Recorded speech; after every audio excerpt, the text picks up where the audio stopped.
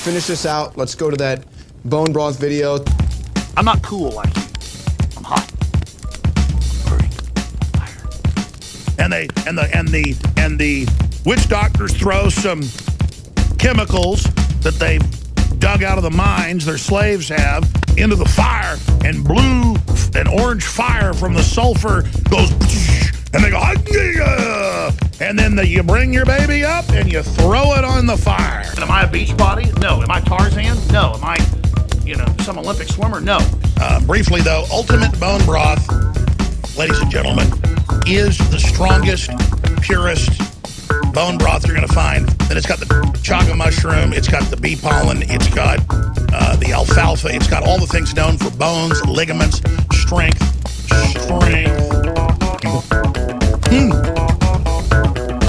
It tastes like Ovaltine if it's mixed in with some fruit and sugar. But you have to order a lot of this when you do it. And we are close to selling out of it.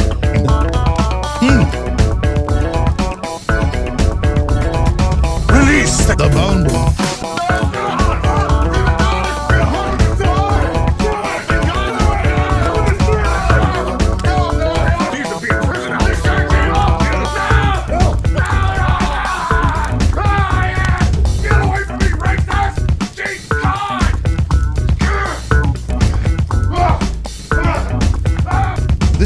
Biggest secrets out there. I mean, there are huge archaeological reports, all sorts of anthropology studies. Look them up for yourself.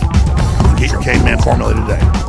In the final equation, everyone knows our modern society has lost its vitality. The sperm counts are down like 90%. People are falling apart. They're totally depressed. They're unhappy.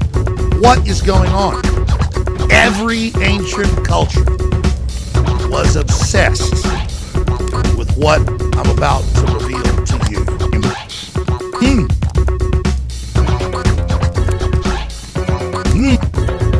People, I don't like them putting chemicals in the water that turn the friggin' frogs gay.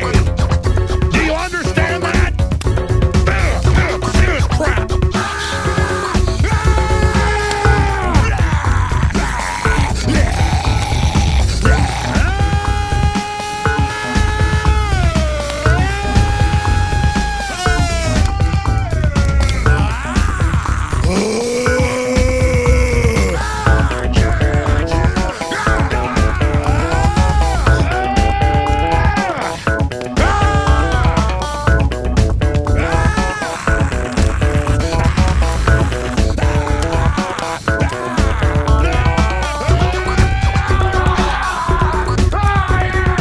My problem!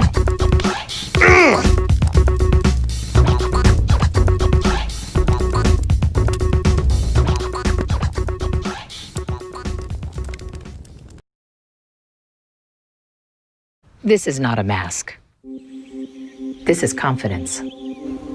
It's for getting out and working anywhere other than home. This is not a mask. This is solidarity. It's for opening the door to a friend and keeping the doors open to your favorite places. This is not a mask. This is a sign of love.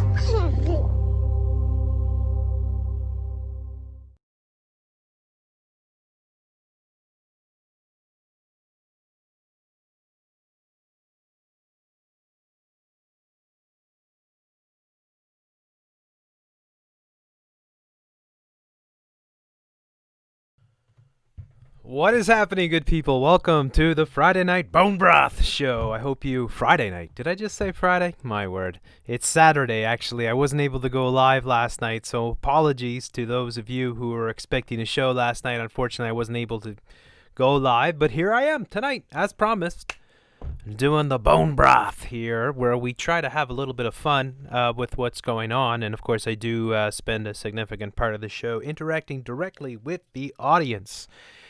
And, yeah, there's going to be a ton of things to talk about, obviously. There's so much going on. President-elect Biden. Do you like the sound of that? Probably not. even if it's a Coke or Pepsi, I don't know. It is what it is. So now you're going to see a lot more theatrics play out. So we will look into how that is all unfolding. Just recently, I did cover the Joe Rogan.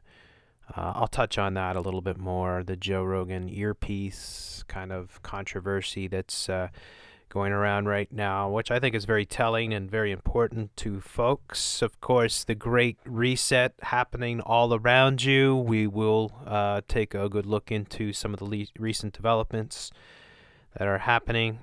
And of course, to remind the YouTube community that this show is about what is important. Cats, transgender people, obviously Black Lives Matter. And the most important things are inclusivity, diversity. Diversity is strength. It's my strength. My strength, it comes fully from diversity.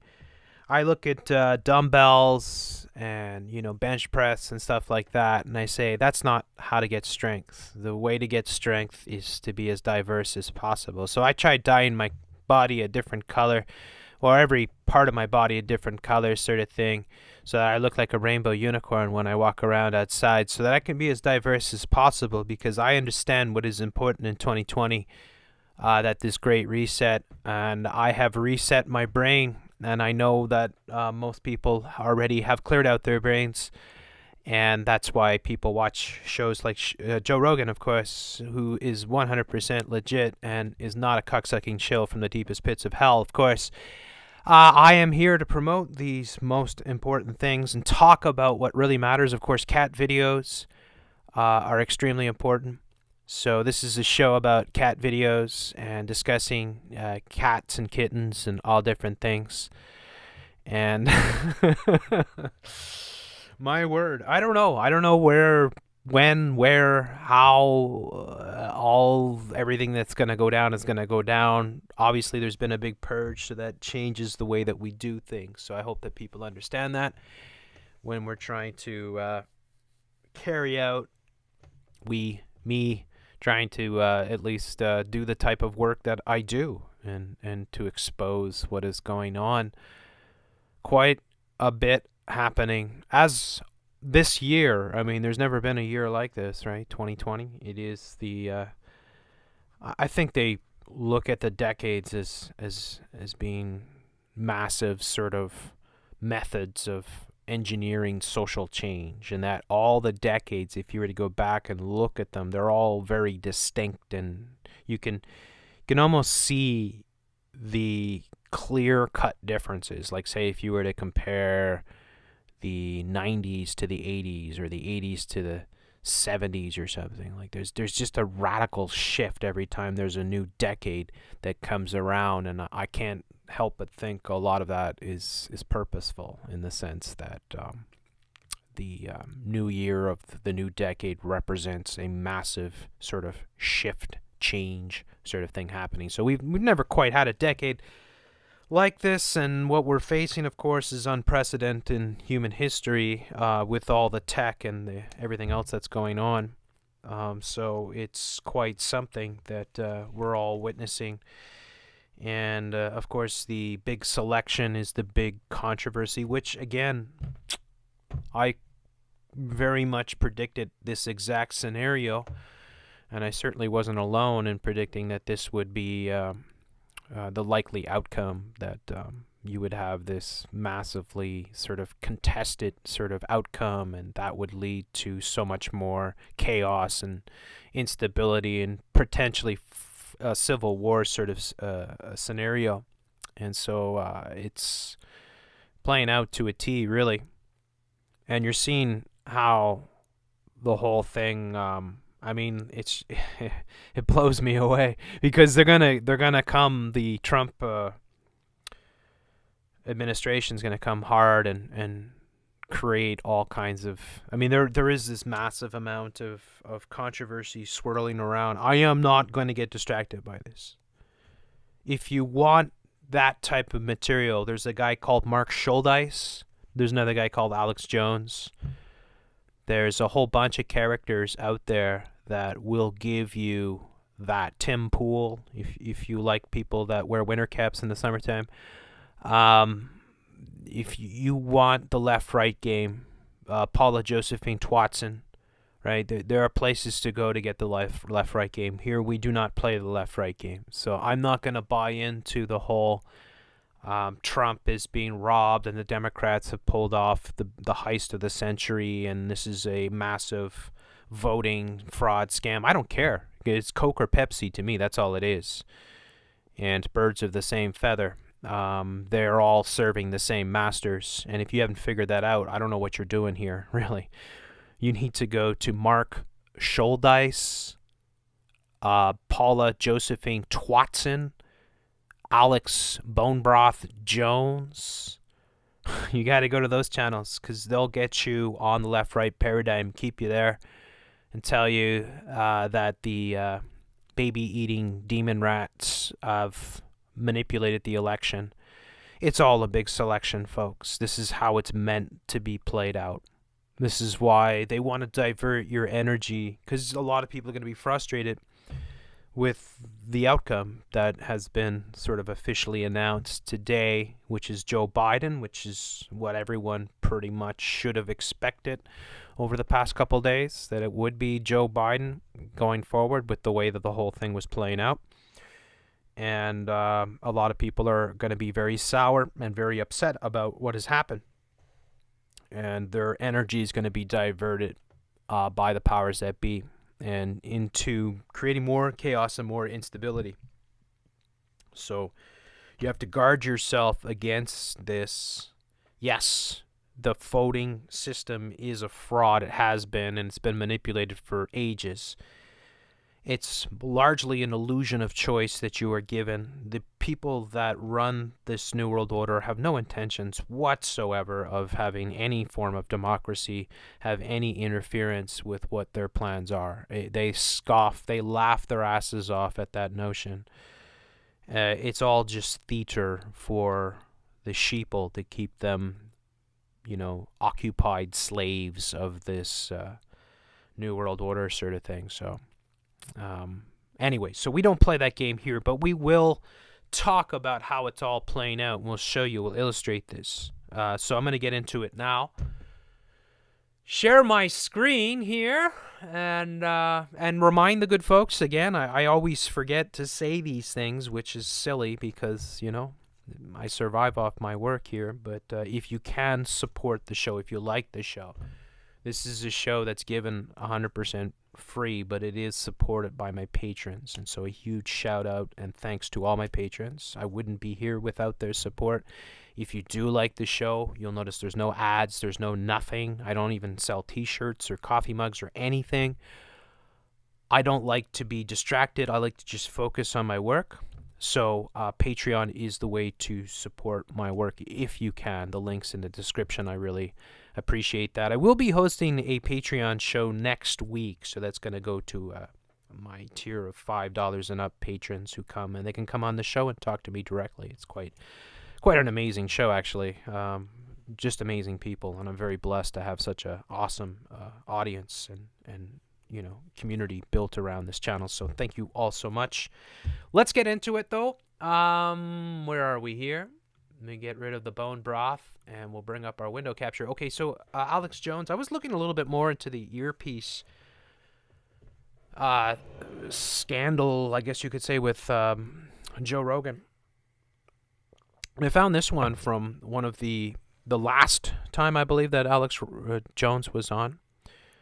And people had noticed that he had an earpiece on here as well. He was wearing a rainbow sort of NASA shirt. So that was the one where they all got wasted and smoked joints. And it's just hilarious, like ludicrous, sort of embarrassing, sort of. It's hard to listen to because it's a bunch of retards. But shills nonetheless, talking about stuff. I listened to most of the podcasts that he did with Alex Jones. Finally, I got around to it today. I had it playing while I was working in the background. And I was pretty astonished by how awful... I know how awful Joe Rogan is as a human being. Joe Rogan is no Jeff C. fan, of course, but I mean, seriously, Joe, you are just a terrible person, and you have sold your soul to the NWO. And so they bring Alex Jones on, and it appears that, I don't know if Alex Jones is got the earpiece or getting instructions or whatever, but clearly it appears Joe is. And the big question is, who is Jamie, the guy who uses Google to find all the answers? I've never seen such an idiotic show in my life. I've never seen such idiocy where it's like, okay, Jamie, Google that. Like, that's the answer. Like, Google's going to give you the answer. Like, Joe Rogan seems to think that Google is God itself and that Google is incapable of ever manipulating anything, when Google is the most powerful sort of tech corporation in the history of the world, who are up to all kinds of nefarious things. In fact, they dropped their slogan, "Don't be evil," back in 2014, right around the time that they installed Susan Wojcicki as CEO of YouTube. So Google, it's like, again, I use Google, and you'll see this on the shows, but I use it purposely because I am trying to show what they are doing with Google and how they are controlling the flow of information. So if I'm exposing how this control system works, I have to use the control system. That's not what I would recommend people use to get real information. It's more like, this is how the information is coming forth.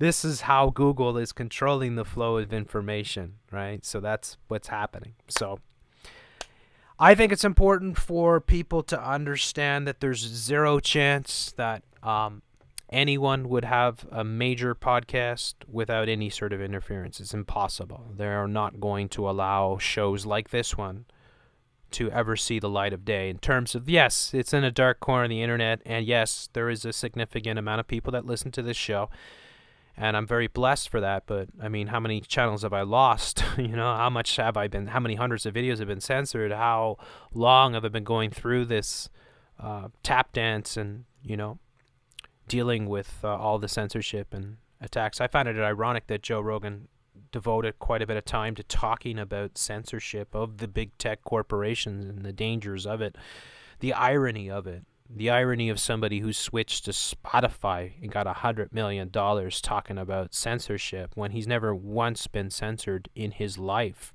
How is that possible? Well, when you're a shill,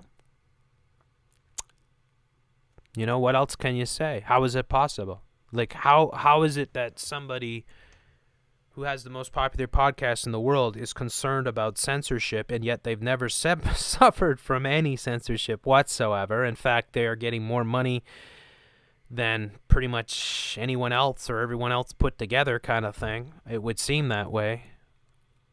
And yet they complain about the censorship. They complain about the power of the big tech corporations.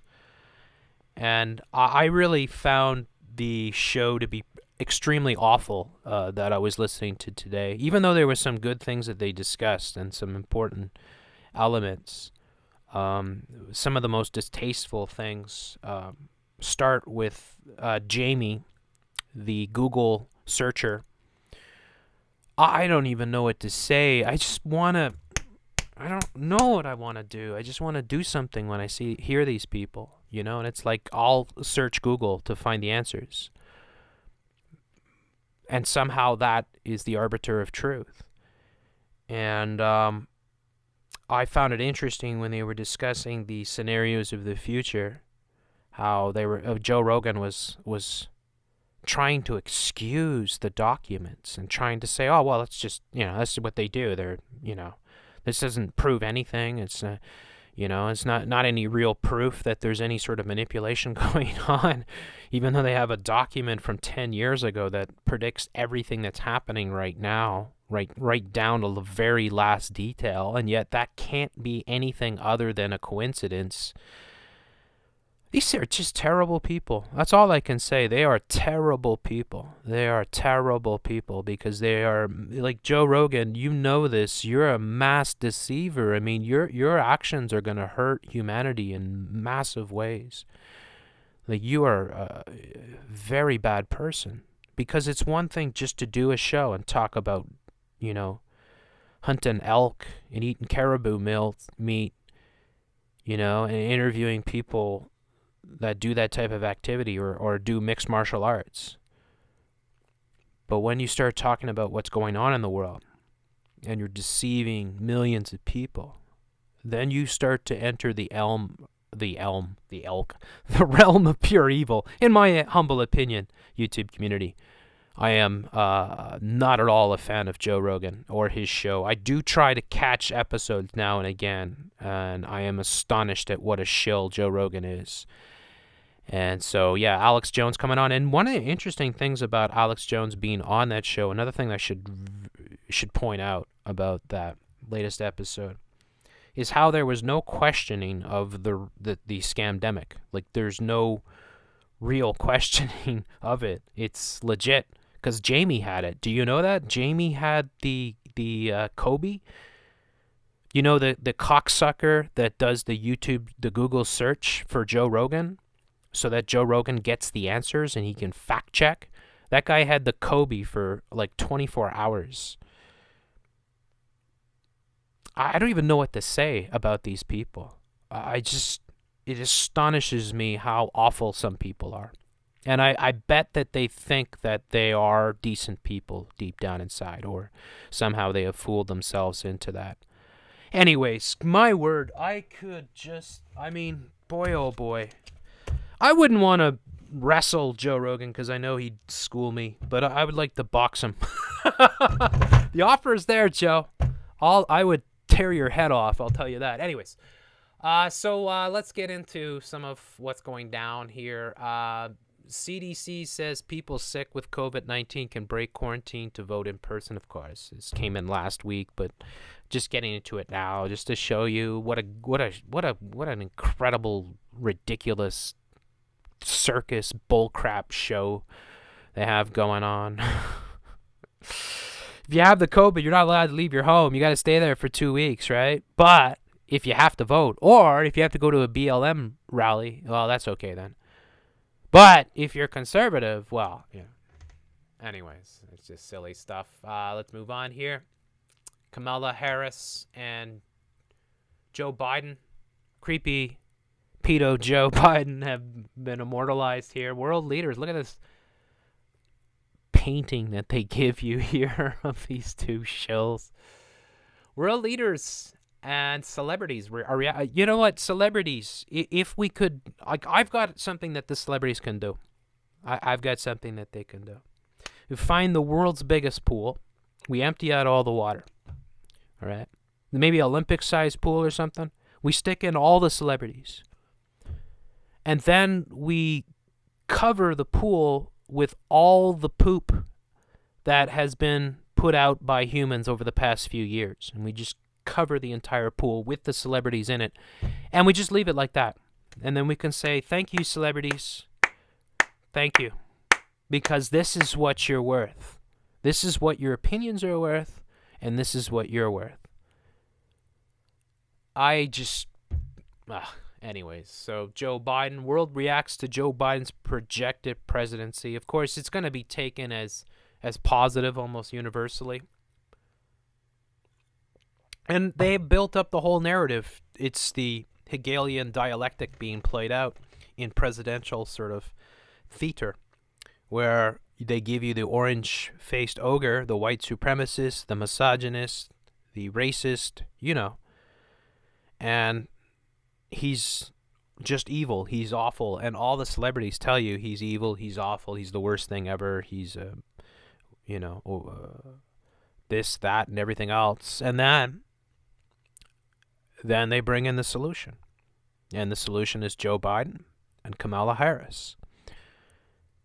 So, and again, what is going to happen, as I anticipate, is that the Republicans will not cave in.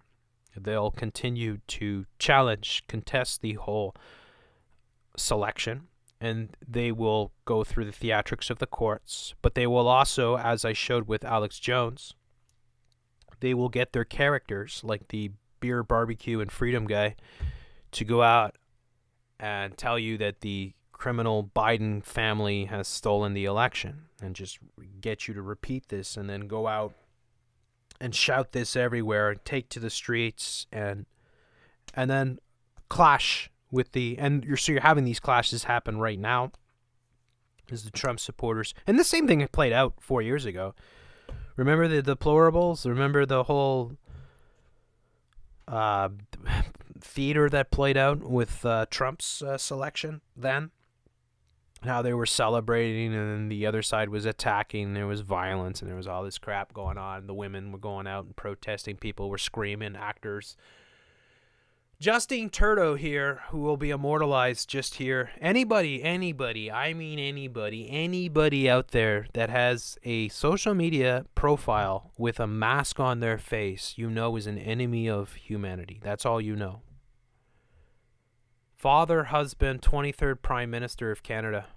It just blows me away. I can't even begin to describe how criminal these people are. Congratulations at Joe Biden and Kamala Harris. Our two countries are close. I gotta say it like them. Congratulations to Joe Biden and Kamala Harris. Our two countries are close friends, partners, and allies. We shared a relationship that's unique to the world stage. Yeah, world stage. Yeah, very apt term there. I'm really looking forward to working together and building on that with you both. Please read a full statement on the result of the U.S. presidential election. Angela Merkel. Oh my frickin' Lord. What did Germany do to deserve this hideous creature? Congratulations, the American people have made their decision. Joe Biden will be the 46th president of the United States of America. I sincerely wish him the best of luck and every success. I would also like to congratulate Kamala Harris, the first female vice president-elect in history of your country. I look forward to working with President Biden. Our transatlantic friendship is indispensable if we are to deal with the major challenges of our time. My word. I don't know. I don't think hell is big enough. I think they're going to have to expand hell to fit all these people in. I really don't see how there's room for it. Like, would there be room? I mean, how big would hell have to be to fit all these people? I'm not sure. I would think the devil might be having excavation plans right now, saying, "Well, I'm gonna have to make this a lot bigger." There's Bojo here. Congratulations to Joe Biden on his election as president of the United States, and Kamala Harris on her historic achievement. Like, she achieved something? Like what? What do you achieve? How do you achieve something if you're selected? I was at an achievement. Of course, they're gonna sell that because she's the first quote-unquote colored or black or half black or whatever. They're not going to tell you half black ever. They're going to say first colored or first black, woman. And then they'll throw in whatever else, and they'll say, like, this is progress. Just like getting Ruth Bader Ginsburg into the Supreme Court was progress. Because before that, women used to do women things. Now women change their genders and go into the military, thanks to, they kill their babies too in record numbers, thanks to Ruth Bader Ginsburg. I don't know if there's ever been an uglier creature in the history of the world than Ruth Bader Ginsburg. I'm just like, whenever I see that thing, I'm like, oh my gosh. It's almost like some Star Wars creature. It's like, why wasn't she in the cantina scene? Maybe she was. She was back there sipping on a drink next to the hammerhead guy or something, right? Or the snaggletooth guy or whatever, right? But this is our most important ally, and I'm looking forward to working closely together with our shared priorities, from climate change to trade and security. Climate change, there you go. Here's Narendra Modi here. Congratulations. And he, the mask people, right? Unbelievable. It's unbelievable. It's unbelievable. What about this one here? You better wake your ass up. You better wake your ass up when Jacinda comes walking. Because you know what? I mean, I don't know. That package down below. Prime Minister of New Zealand. how did this person ever become Prime Minister of New Zealand? That is like next to Prime Minister Justin Trudeau. This is like the most astonishing tale of undeserved, sort of status in society. It's like, how does a person who has no qualifications become the leader of a so-called sovereign country? So Jacinda is saying, congratulations, President-elect Joe Biden, Kamala Harris, on your victory in the U.S. presidential election. With so many issues facing the international community, your message of unity is one we share. New Zealand looks forward to working with you. Look at this beehive government, New Zealand. Beehive. Of course, beehive is none other than the hive mind programming of the masses. The beehive, of course, is formed through layers of hexagons, which, of course, are cube shapes. And this is no accident, of course, that they're calling themselves beehive.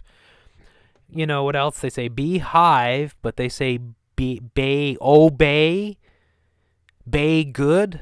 Bay good. That hideous creature who is called Beyonce, of course, who they push. There's the president of Zimbabwe. And then you got all these other characters coming forth. All your other puppets in this New World Order coming forth. Anyways, we'll move beyond that. Here we have a statement from the Trump and Pence Make America Great Again. So this was the statement they released today. We all know why Joe Biden is rushing to falsely pose as the winner, and why, it's weird that this is in quotation marks, and why his media allies are trying so hard to help him. They don't want the truth to be exposed. I should get Susan Wojcicki to run it then. The simple fact is this election is far from over. Joe Biden has not been certified as winner of any states, let alone any of the highly contested states headed for mandatory recounts, or states where our campaign has valid and legitimate legal challenges that could determine the ultimate victor. Pennsylvania, for example, our legal observers were not permitted meaningful access to watch the counting process. Legal votes decide who is president, not the news media. That's the line that they're pushing everywhere. They're pushing this rhetoric that it's not the media, but the media does that every time. The media did that for Trump. So when the media did it for Trump, then what was it okay then? Was it kosher then, Trump and Pence? That's okay when they said ABC, always bullcrap news, and CNN said, wow, we can now officially state that Trump is going to be the 45th president of the United States, or whatever it was, right? You notice how they play this game. Beginning Monday, our campaign will start prosecuting our case in court to ensure election laws are fully upheld and the rightful winner is seated. The American people are entitled to an honest election. That means counting all legal ballots and not counting any illegal ballots. This is the only way to ensure the public has full confidence in our election. It remains shocking that the Biden campaign refuses to agree with this basic principle and wants ballots counted even if they are fraudulent, manufactured, or cast by ineligible or deceased voters. Only a party engaged in wrongdoing would unlawfully keep observers out of the count room and then fight in court to block their access. So what is Biden hiding? I will not rest until the American people have honest vote count they deserve and the democracy demands, he said just before he went to have lunch and take a nap. President Donald J. Trump here. So again, they're just saying the whole thing is going to play out. You can expect months, if not years, of legal battles and all kinds of rhetoric and more division and more conflicts and more burning, looting, and murder happening on the streets of America as they will play this scenario out to the full extent. So this is how it's going to play. Then we got this Atlanta poll worker in viral video was discarding list of instructions, not ballot. So you got Veritas Project and a bunch of other characters pushing the illegal voter fraud and whatnot, playing their role in pushing this narrative. Now, again, the way the narratives play out for folks out there that maybe don't see how this game plays out, it's important to note this, and I try to make a point of it. When you're in the, say, the Biden camp, you just see the Biden stuff. When you're in the CNN camp, you just see the CNN stuff. When you're in the Fox News or the Breitbart camp, the Trump camp, you're just going to see. You're in the MAGA camp, you're going to see the MAGA stuff. So a lot of what circulates and goes viral is specifically for those groups. So if you are part of the MAGA operation, you're going to get the MAGA stuff, and you're going to be inundated with the MAGA stuff. But you can bet your bottom dollar the people that are not part of the MAGA, or the people that are watching CNN or are Biden-Harris supporters, they're getting a completely different bag of tricks. So it's going to play out. In other words, this whole thing is going to play out. They're going to have massive amounts of conflict and massive amounts of controversy, and it's going to be endless. And it's also undermining the whole democratic process, which is all a sham anyways. But the democratic process, this is also dealing with, if you talk about, say, Yuri Bezmenov, right, where they're demoralizing a whole generation, or it takes a whole generation to destroy a nation kind of thing, right? Where you start the demoralization process. So the demoralization process is happening massively. It started with, you could say, I mean, it started a long time ago, but with Trump, for instance, the demoralization process against the sort of left of the left-right paradigm was in full display, and they were being demoralized every day by the actions, or at least how the actions were being depicted by the leftist media. And then conversely, now you have the right, who are now being demoralized by this so-called, right, orchestrated sort of selection of Biden, where they've manipulated, the demon rats have purposely manipulated the ballots in order to steal the election. The Biden crime family, the Biden crime family stole the election. You know, they're going to do this everywhere. You're going to have the MAGA people show up and scream that at every little demo. It's just going to play out like this. And so, again, I don't know if it inevitably leads to a full-on civil war, although a lot of the predictive programming that the NWO has released over the past 20, 30 years has shown that scenario playing out. But it will further divide the country massively, and it could eventually just rip the country straight apart. And yeah, you could have secession. You could have states calling for secession. You could have all kinds of things, which again would ultimately serve the powers that be, because order out of chaos. Come on, seriously? That's their motto. Chaos is a ladder, all right? It's chaos is what they want. They want chaos. Bill Gates wants chaos. These people want Kissinger. They want chaos. This is how they take control of the world.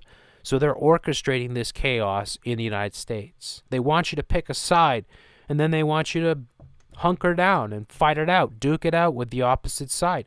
So they're going to use this, and they're going to provide ammunition. That's why they got Project Veritas and others coming in, because they're going to give plenty of ammunition to the MAGA people so that they fully believe that they have been duped, right, and that Biden has stolen the election. Whereas conversely, the left will be told over and over again, look at how horrible the MAGA people are. They can't accept the democratic process, and that they're so evil, or they're so wrong, that they're coming out and they're trying to dismantle democracy, you see? And it's all a sham. It's all a sham. Sorry, it's all a sham. It's all a sham. It's all a big show. It's garbage, folks. Come on. Get that. You go. If you don't understand what's going on, please, learn a bit about Edward Bernays and understand how politics is just theater, and understand that you're being played, and that's the whole purpose. They want you to get angry. They want you to buy into whatever they're showing you. So, Let's move on then. What do we got here? Kyle Becker tweeting here. The election software used in Michigan that switched 6,000 votes from Trump to Biden is called Dominion. That's very interesting, is it not? It was used in 30 states, including Nevada, Arizona, Michigan, Minnesota, Wisconsin, Georgia, and Pennsylvania. So they'll tell you the swing states in particular. And this is evidence to suggest, of course, that they have rigged the election. Again, it's all there to trigger you. It's all a selection. It's well predetermined who is going to be the puppet president of the United States long in advance. You can buy into this stuff. Please go subscribe to Mark Scholdice, a.k.a. Mark Dice, or Alex Jones, or Paula Josephine Twatson, or Mike Cernovich, or any of these clowns that try to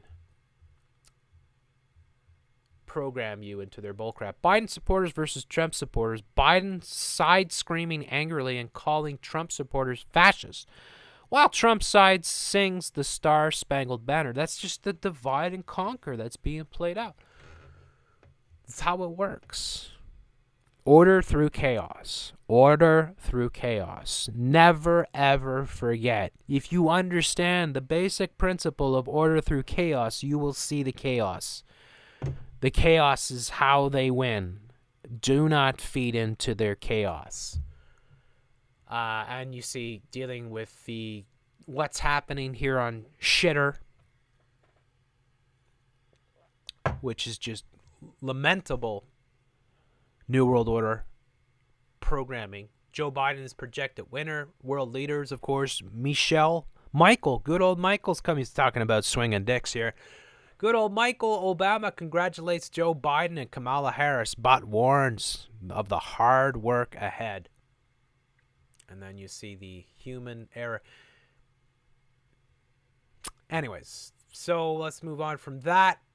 Oh, the world's most wonderful guy. Honestly, who doesn't like Bill Gates? I heard Joe Rogan and even Alex Jones says, I love Bill Gates. Bill Gates said this, and this was tweeted. When was it tweeted? Today.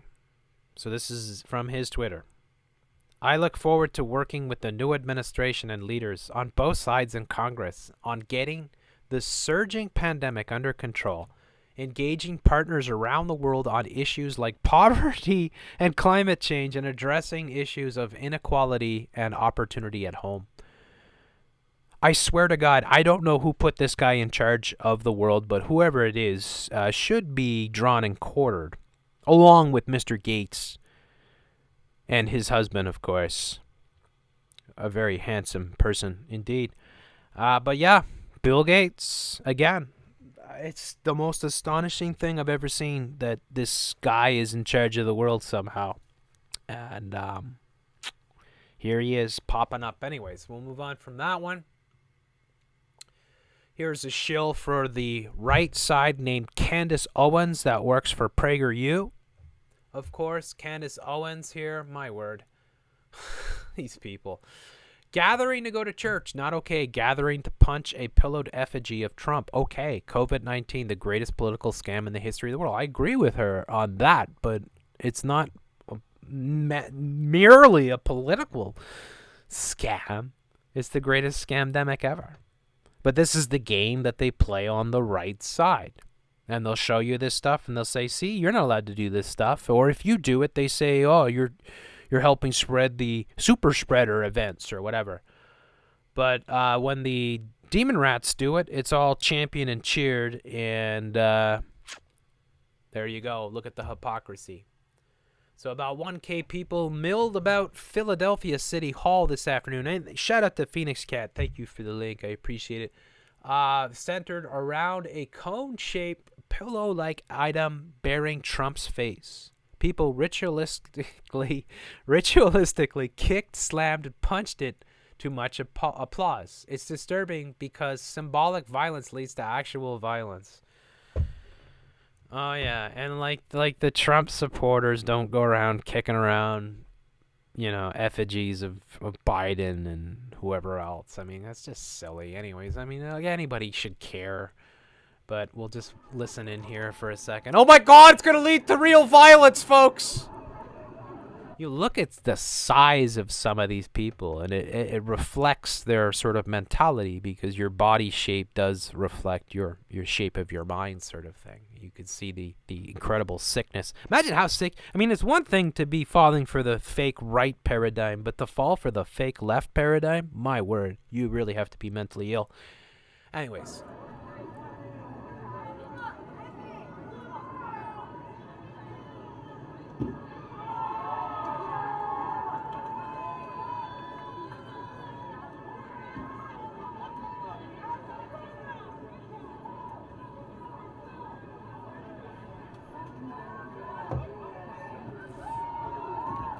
Yay!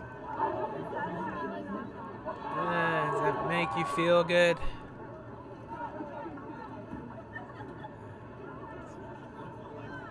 It's probably the most exercise these people have had in months. Yeah, whatever. It's just silly stuff. And it's there to inflame and encourage. Again, they're trying to divide and conquer. And then we got this here. I mean, honestly, people like Anderson, Vanderbilt, Pooper Scooper, CIA, people like this, there's no way that these people should have any voice. They're pure propagandists. But we'll listen to this douchebag here. What a douchebag this guy is. I mean, unbelievable. Let's watch this. It's, well,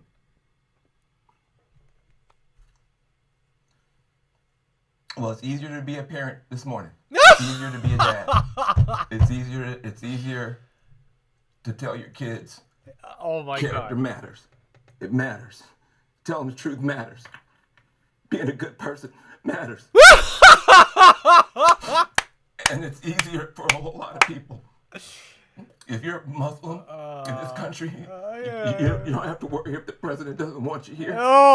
If you're an immigrant, you don't have to worry if the president's going to be happier to have babies snatched away or send dreamers. You know, it's if you use that tissue enough and you irritate your eye enough, you might actually get a teardrop to come out. But I mean, look at this shameful, horrible D grade, E grade, F grade acting from CNN. I mean, it's clear. I mean, it's used for the MAGA. The MAGA go crazy with this stuff because they'll laugh their asses off, rightfully so, about how silly and scripted the whole thing is. But the people on the left are idiots and they'll buy it, you know, most of them, or they'll excuse it. This is just what they do. But the president's gonna be happier to have babies snatched away or send dreamers back for no reason. Oh my God! For a lot of people. Oh my God! Really suffered. You know, the I can't breathe. You know, that wasn't just George Floyd. That was a lot of people that couldn't breathe. Every day you're waking up and you're getting these tweets and you just don't know, and you're going to the store and people who have been like this guy going to the store with his $1,500 suit is gonna be treated the same as some guy with his jeans hanging down past his ass.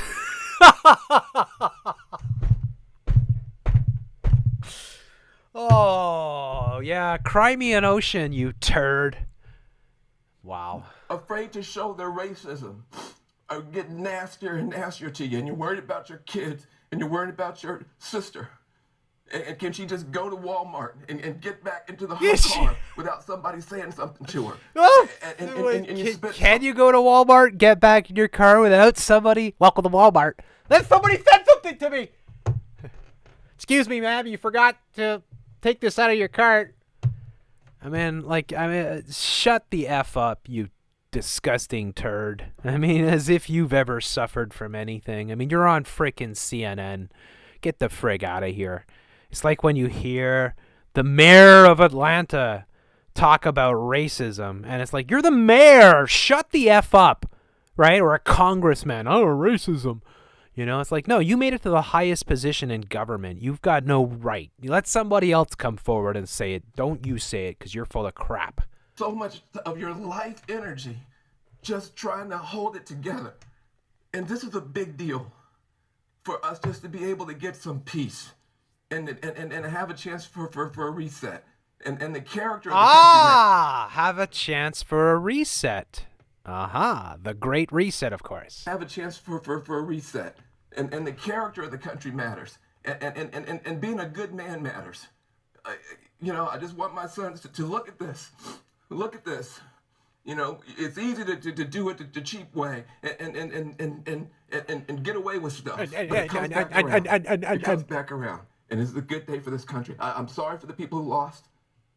For them, it's not a good day. But for a whole lot of people, it's a good day. My word. That's just unbelievably shameful. Horrible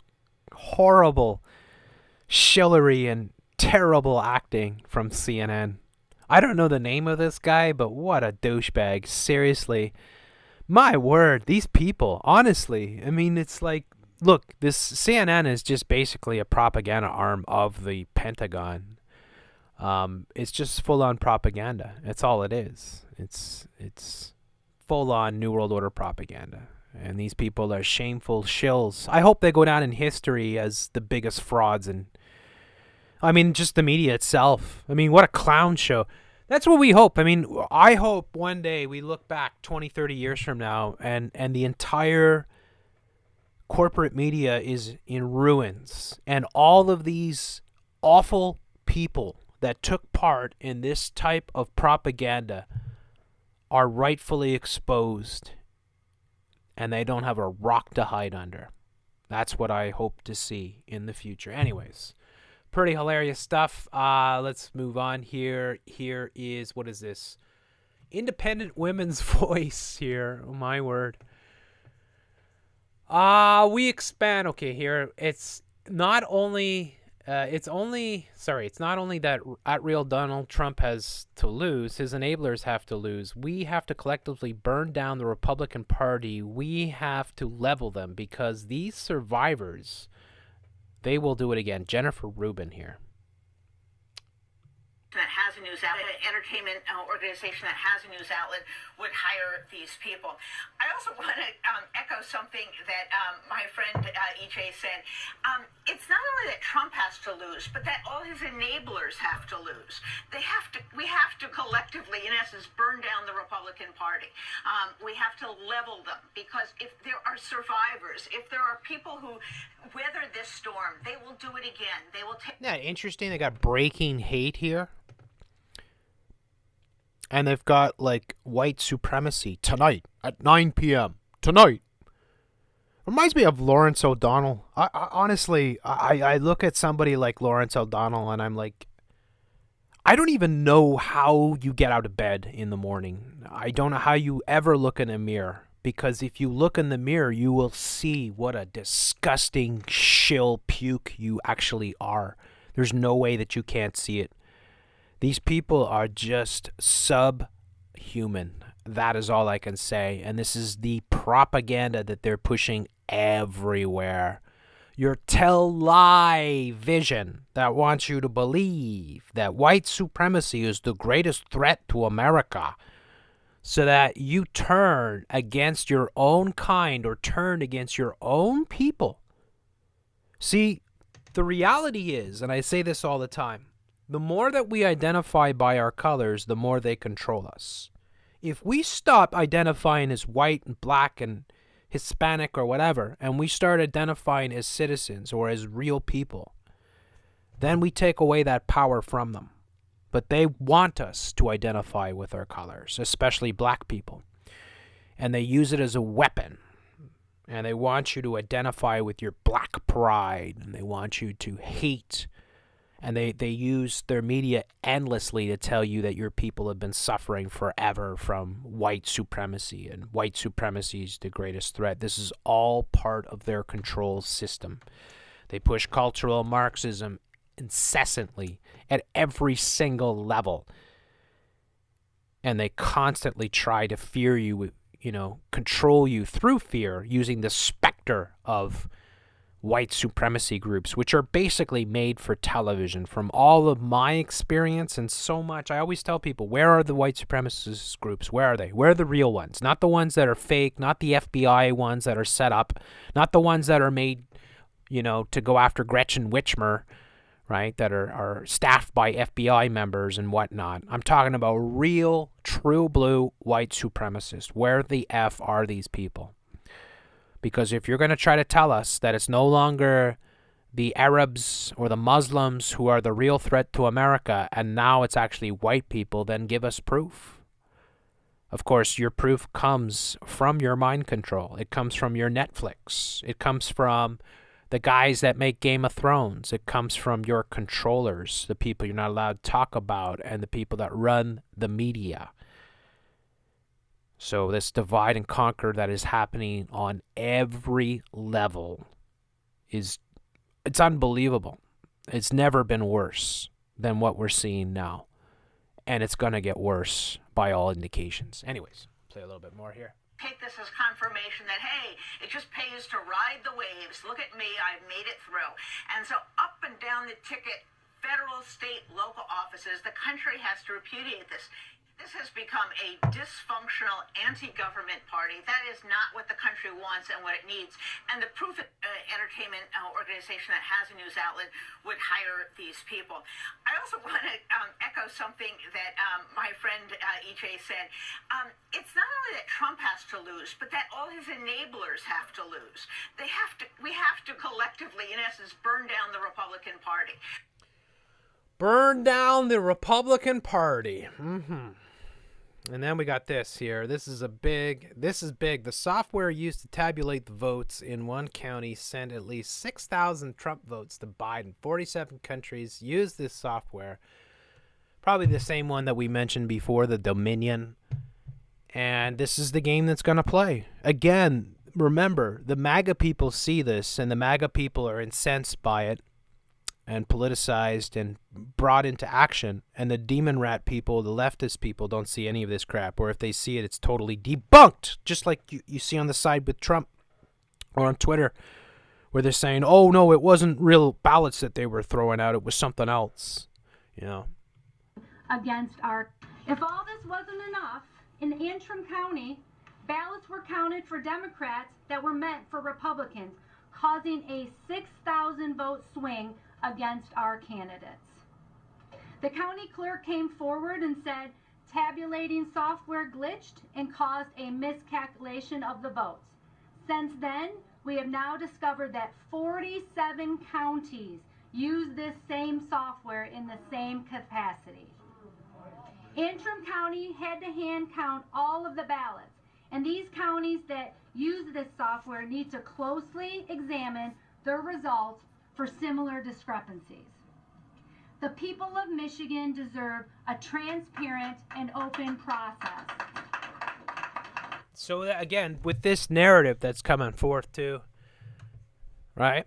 I think of, because they're undermining, they're demoralizing people massively. So they've demoralized the left for the past 4 years with the Trump presidency, and now they're demoralizing the right with this Biden-Harris president-elect sort of scenario, and of course the manipulation of the ballots and this stolen election sort of narrative. And so again, it just feeds further into the divide and conquer, and it just further polarizes the two sides, further pitting them against each other. And if you fall into this narrative, you fall into exactly what they want. This is exactly what they want. I am telling you, you don't have to believe me. You can believe whatever you want to believe. But I'm telling you that this is all part of the plan. This is exactly how it's supposed to play out. And I predicted this, and I am not the least bit surprised that this is happening at all. And I anticipate that this will lead to a lot more chaos and a lot more division, which ultimately could manifest into a civil war scenario. So, let's move on here. We've got Lewandowski shows evidence of dead voter in Pasadena. So this is Breitbart. So your left-right bullshit paradigm. Breitbart plays the right role here. You're a well-known lawyer. You're the president's lawyer. You haven't provided any evidence. I appreciate you being here today. Let me just give you one concrete example, not anecdotal, but concrete example of what we believe to be valid voter fraud in the state of Pennsylvania. I draw your attention to an obituary listed for one Denise Ondish in Allegheny County, born 9/10/1946, deceased 10/22/2020. Her application to vote. Interesting to see Rudy Giuliani here grinning away as they're reading this little piece of evidence out. Again, it plays out to the demographic that they want.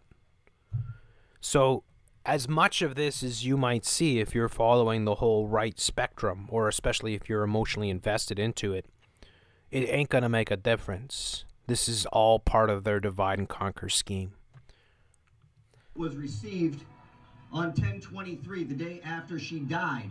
It was then mailed by the county back to her on 10/24/2020, 2 days after she had legally passed away. And the ballot was then received back at the county office on November 2nd, 2020. And when you go to the Secretary of State's website today... Damn, it's like Rudy really has to go. It's what it looks like to me. It looks like he has to take a pee really bad. He can't keep his body still. He's just moving all around.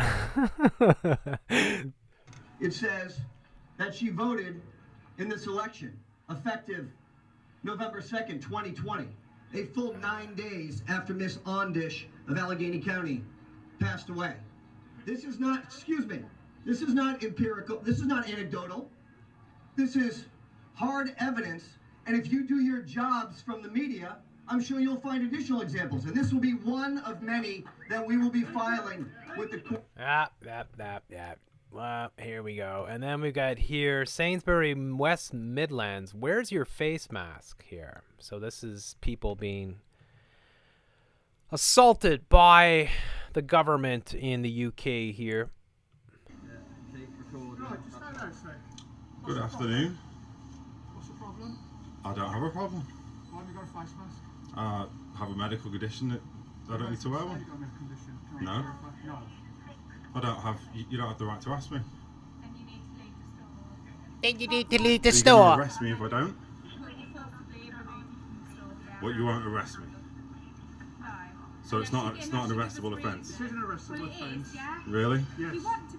I mean, you people, honestly, you fucking scumbags that wear the uniform, that doesn't give you the right to be tyrants, you absolute disgusting pukes. I mean this to every cop out there that would try to push this scamdemic on people and go and harass people for not muzzling themselves to go into shops. You people are disgusting. You're absolutely abominable in your behavior. You're exactly the type of brown shirt mentality that the NWO loves. Unbelievable. But just more tyranny. I don't want to be arrested, no. I don't understand why I'm being harassed. Because you need to wear a face mask. But you don't if you've got a medical condition. What medical condition have you got? I suffer from anxiety, which you don't have a right to ask me about. What's your badge number? 21244. What's your number? Have you got, if you kindly say you don't have No, I don't have anything on me. I've left it at home. Right, you need to leave the store. Okay, well, I'll leave the store then. Okay, thank you. Can I give the trolley to my missus? Yep. That's fine. Okay, brilliant. It would help, yeah.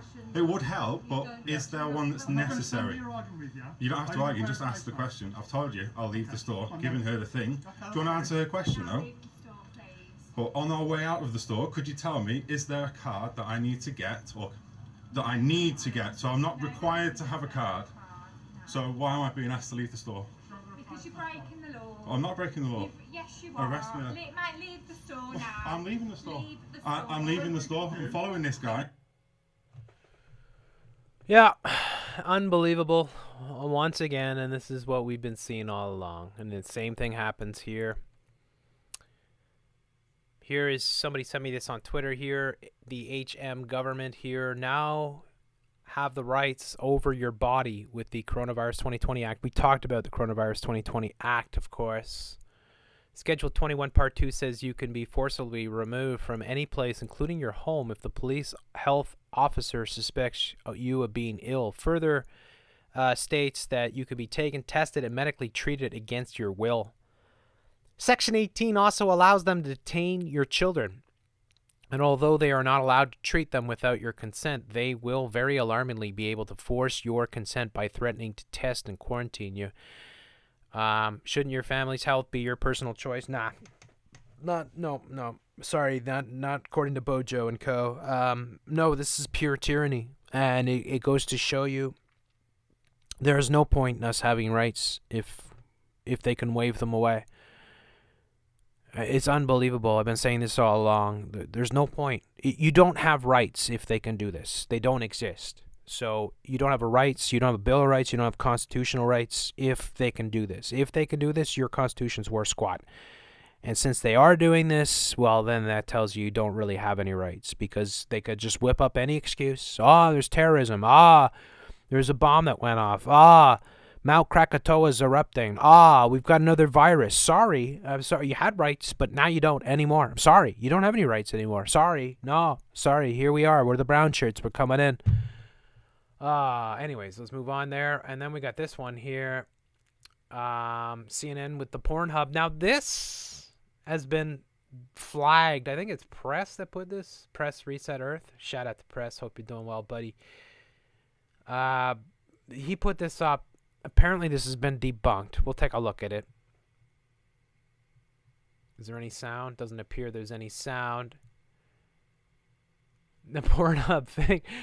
It probably has been, It'd be an easy thing for them to doctor in there, but maybe not. I mean, it wouldn't surprise me, but it has been flagged here as manipulated media, so we'll click on that. Video clip that shows a Pornhub banner during CNN's live coverage is edited. Journalists report. Well, I guess if a journalist said it. John King, by the way, you might not know this about John King, but he actually married his dog. It's quite a story. John King married a poodle, and I think that John King should be given a lot more respect and credit in the world, because he was like one of the first guys to actually marry a dog. So, shout out to John King. He's the master of the maps at CNN. He also converted from being Catholic to being to the religion of Judaism, apparently as well, when he married his dog. So yeah, Pornhub, whatever. It's probably just silly stuff. More divide and conquer. Here we got Theresa Tam news. Isn't this interesting? I put in a search here on Scroogle for mask, and look what I get. Theresa Tam news. What? Did I ask for Theresa Tam? No. I put mask in. Why am I getting Theresa Tam news? My word, Theresa Tam. You guys, you better back off. You better back off, man. I'm telling you, I got dibs on that.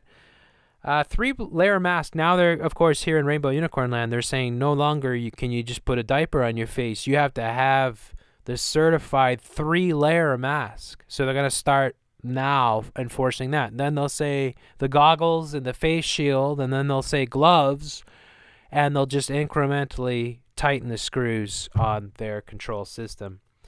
COVID-19 in Canada, designers react to the federal government's 3-layer mask. Paper towel, dry baby wipes can work as filter in 3. Paper towel, dry baby wipes. So you're going to put that and you're going to breathe that stuff in. You shouldn't use those wipes on your baby, period. If you have a baby, get some vinegar. Seriously, don't trust any of these products, right? If they say on the label, kills 99.9% of all germs and stuff. Well, that's not a good thing for your baby, trust me. So Queen wears a mask at tribute to the unknown warrior. How ironic. Queen Elizabeth wears a mask for the first time since the coronavirus. It's the first time. Finally. The Queen is the first time. Well, how comes they're making us all wear these diapers? Well, you got Hugh Jackman encourages people to wear masks by posing with special Ryan Reynolds poster. These people are the enemies of humanity. If you still worship these idols, these celebrities, you're a bad person. That's all I can say. City of Edmonton recommending extension of mandatory mask bylaw through May 2021. Years, folks. Demand increasing for non-medical mask material. Mask face coverings now mandatory and airdrie. 3-layer mask now recommended. What to know about 3-layer mask? Daily Hive. Your hive mind programming. And you just see how the whole mask thing is. Those people that wear the fashionable mask, I'll just not say anything because I'm going to say something that will probably get me censored. But you people that do the fashionable mask, I don't like you at all. I'm just going to say that. I might even hate you. Here is the British Brainwashing Corporation here with their cover page. Biden. Before they had him with a mask, and it was either he's pulling the mask on or he's about to put it on or something like that. Why Donald Trump lost? Well, like, I don't know. I mean, why Donald Trump lost? Tell us, BBC. What's there? Not enough diversity. Building a wall, which he never built anyways. Misogyny. Not diverse enough. George Floyd, whatever. Biden voter welcomed at Trump rally. Look at this. Make America gay again. Imagine these people. Make America gay again. Imagine how lost you would have to be to think somehow that legitimate you as a person. All right. And then we got that. My message to my Republican friends. Let's take a look at this one. Look at these people. What's going on with this? Is that a man in there? Like, is that a man in there? Is there a man maybe in there? Is that what is that? What is that? So, U.S. election, Biden supporters message to Trump voters. We have a lot of work to do as a country, and I think we're going to have to do some serious reconciliation.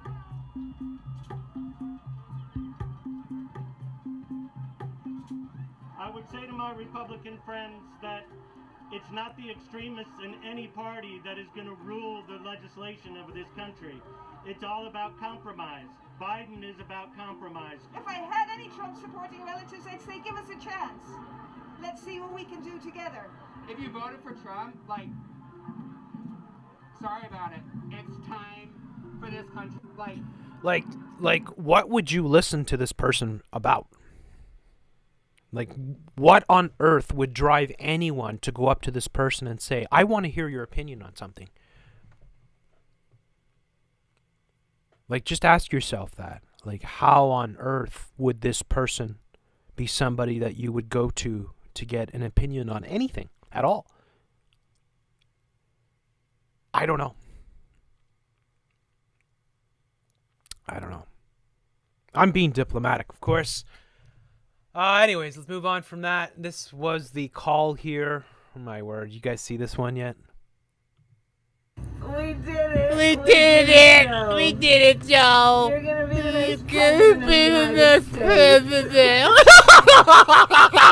We did it, Joe. We did it. Let's listen to that. It sounds like she's on drugs, right? It sounds. We'll just listen again. We did it, Joe. You're gonna be the next president of the United States. There you go. Let's put it on. Let's put it on at 50%. Let's see what it sounds like at 50%. I'm sure she sounds like she's shit-faced at this point. We did it. We did it, Joe. You're gonna be the next president of the United States.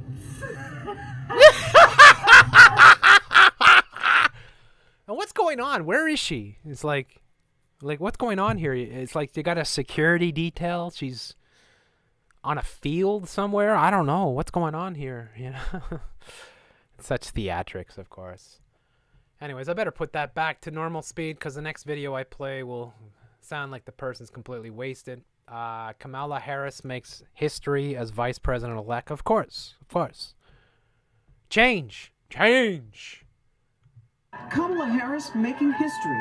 We did it, Joe. We did it. Inspiring women across the country. A black woman as a vice president? It's not a black woman. Where do you get that? Black women. I mean, does it look like a black woman? You look like a black woman. That's not a black woman. So stop calling it a black woman. All right? I mean, seriously. Just stop. You know, it's like a black president, Obama. Well, he's half white. Did you forget about that part? Let's forget about the part that he's half white. Let's forget about that. Let's just say he's a black president. Anyways. I can't even express, how amazing this feels to be represented. Your thoughts about the history that Kamala Harris is making now? For me, it's a chance to say for all people, anything's possible. Harris, the first female vice president-elect, and At all people, anything is... No, not anything is possible. It's not possible. If you're 2 feet tall, you're not going to make the NBA. It's not possible. So not anything is every... And it doesn't work like that way. You have to earn your way through life. I don't know what Kamala Harris has done to be at the position that she has been selected to be at. But it's probably more to do with her skin color... than it has to do with what her actual abilities are, and that's the sign of 2020, unfortunately. And again, you could argue very convincingly that in the past it worked in that way for, say, white people, and I would agree with that. Like, go back 50, 100 years for sure. You're absolutely right. But it doesn't. Two wrongs don't make a right. And now, it's like here in Montreal. I'll see if I can find this. I'll just give you an example here. Put Montreal Gazette. I saw this article. Black businesses. Yeah. I mean, look at this. Look at how insulting this article is. Coming off Post Media, Paul Godfrey here, your New World Order media. Are Montreal's doing enough to support black-owned restaurants? It's like, what? Why should somebody's skin color have anything to do with whether you order a meal?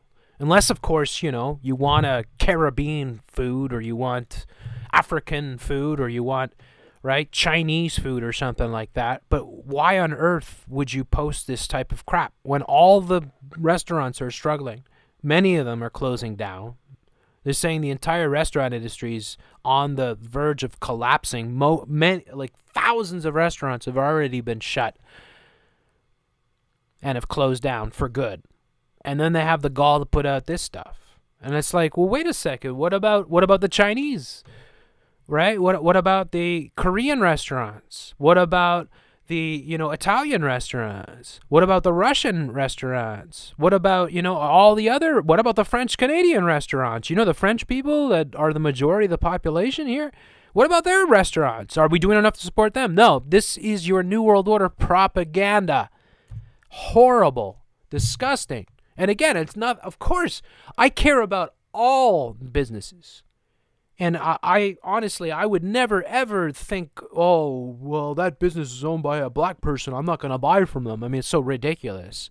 So why would I think, well, I better order my meal from a black business? And it's like, what kind of a world is this? It's so stupid. We should be supporting all these businesses.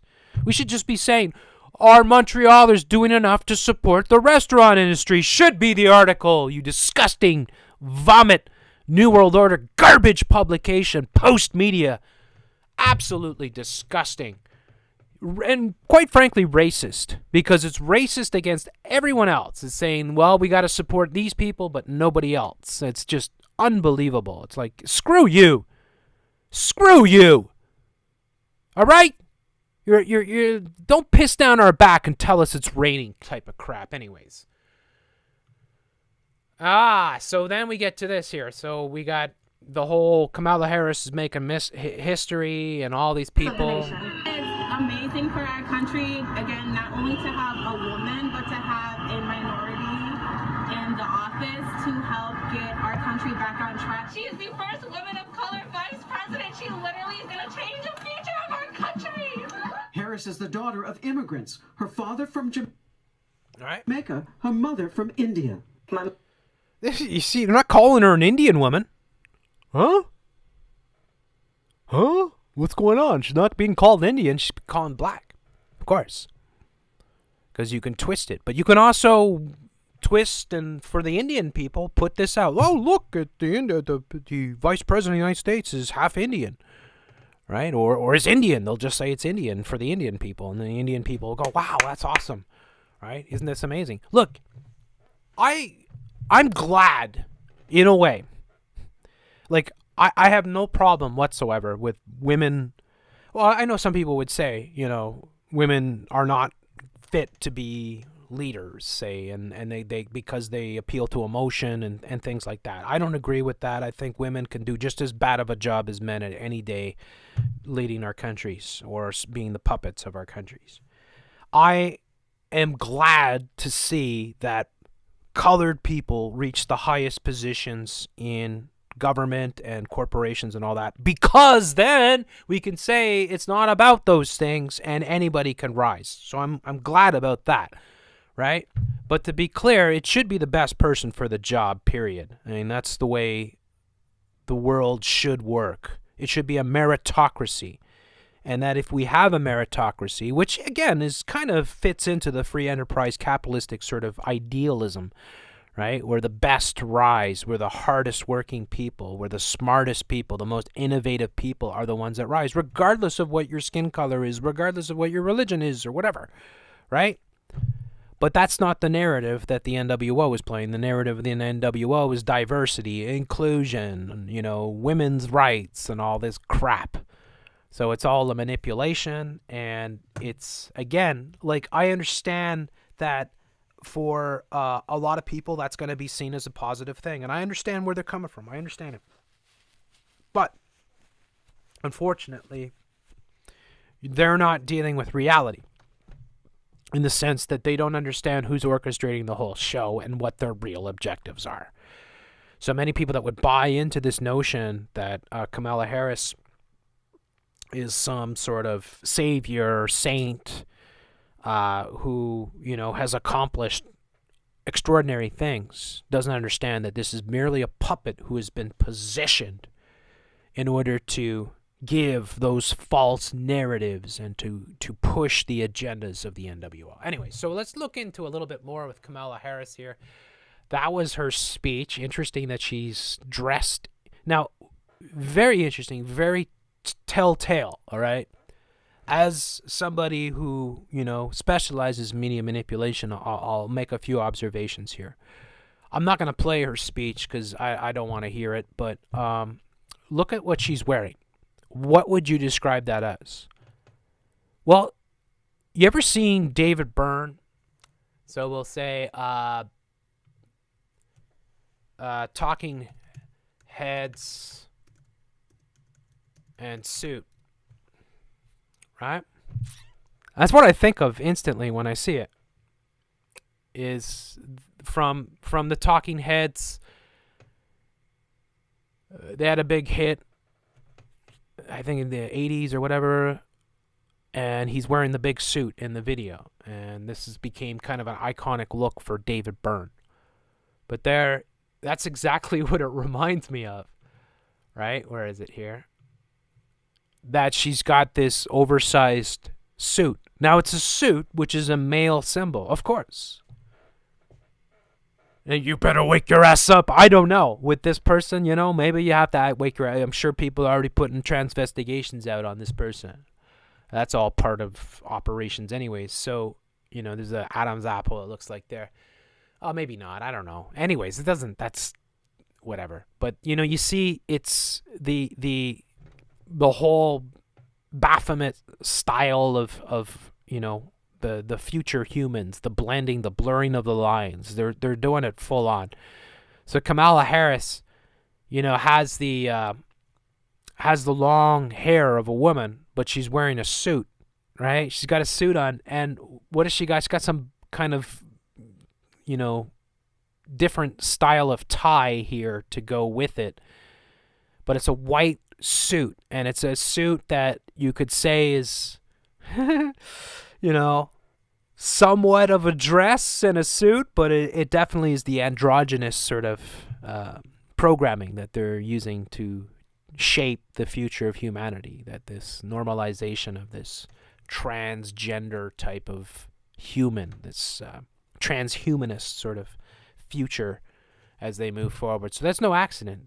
There's no, that's a suit. It's just an unorthodox, large sort of baggy suit that she's wearing. So, Congressman John Lewis, before his passing, wrote, "Democracy is not a state, it is an act." And what he meant was that... We're actually in a republic, so, you know, America's not a democracy, it's a republic. But democracy is a sham. Democracy Now! With Amy Goodman. Democracy Now! God, Amy Goodman, my word. Where do they get these people from anyways? Interestingly, this is a story that came off the MTL blog here, who love their trannies. Former Montrealer Kamala Harris is projected to be the first female U.S. vice president. Another Montrealer connection. In fact, it's interesting here. Current California Senator and former Montrealer Kamala Harris is projected to become the first female U.S. vice president alongside Joe Biden, according to the New York Times, which has called the president-elect for the Democratic ticket.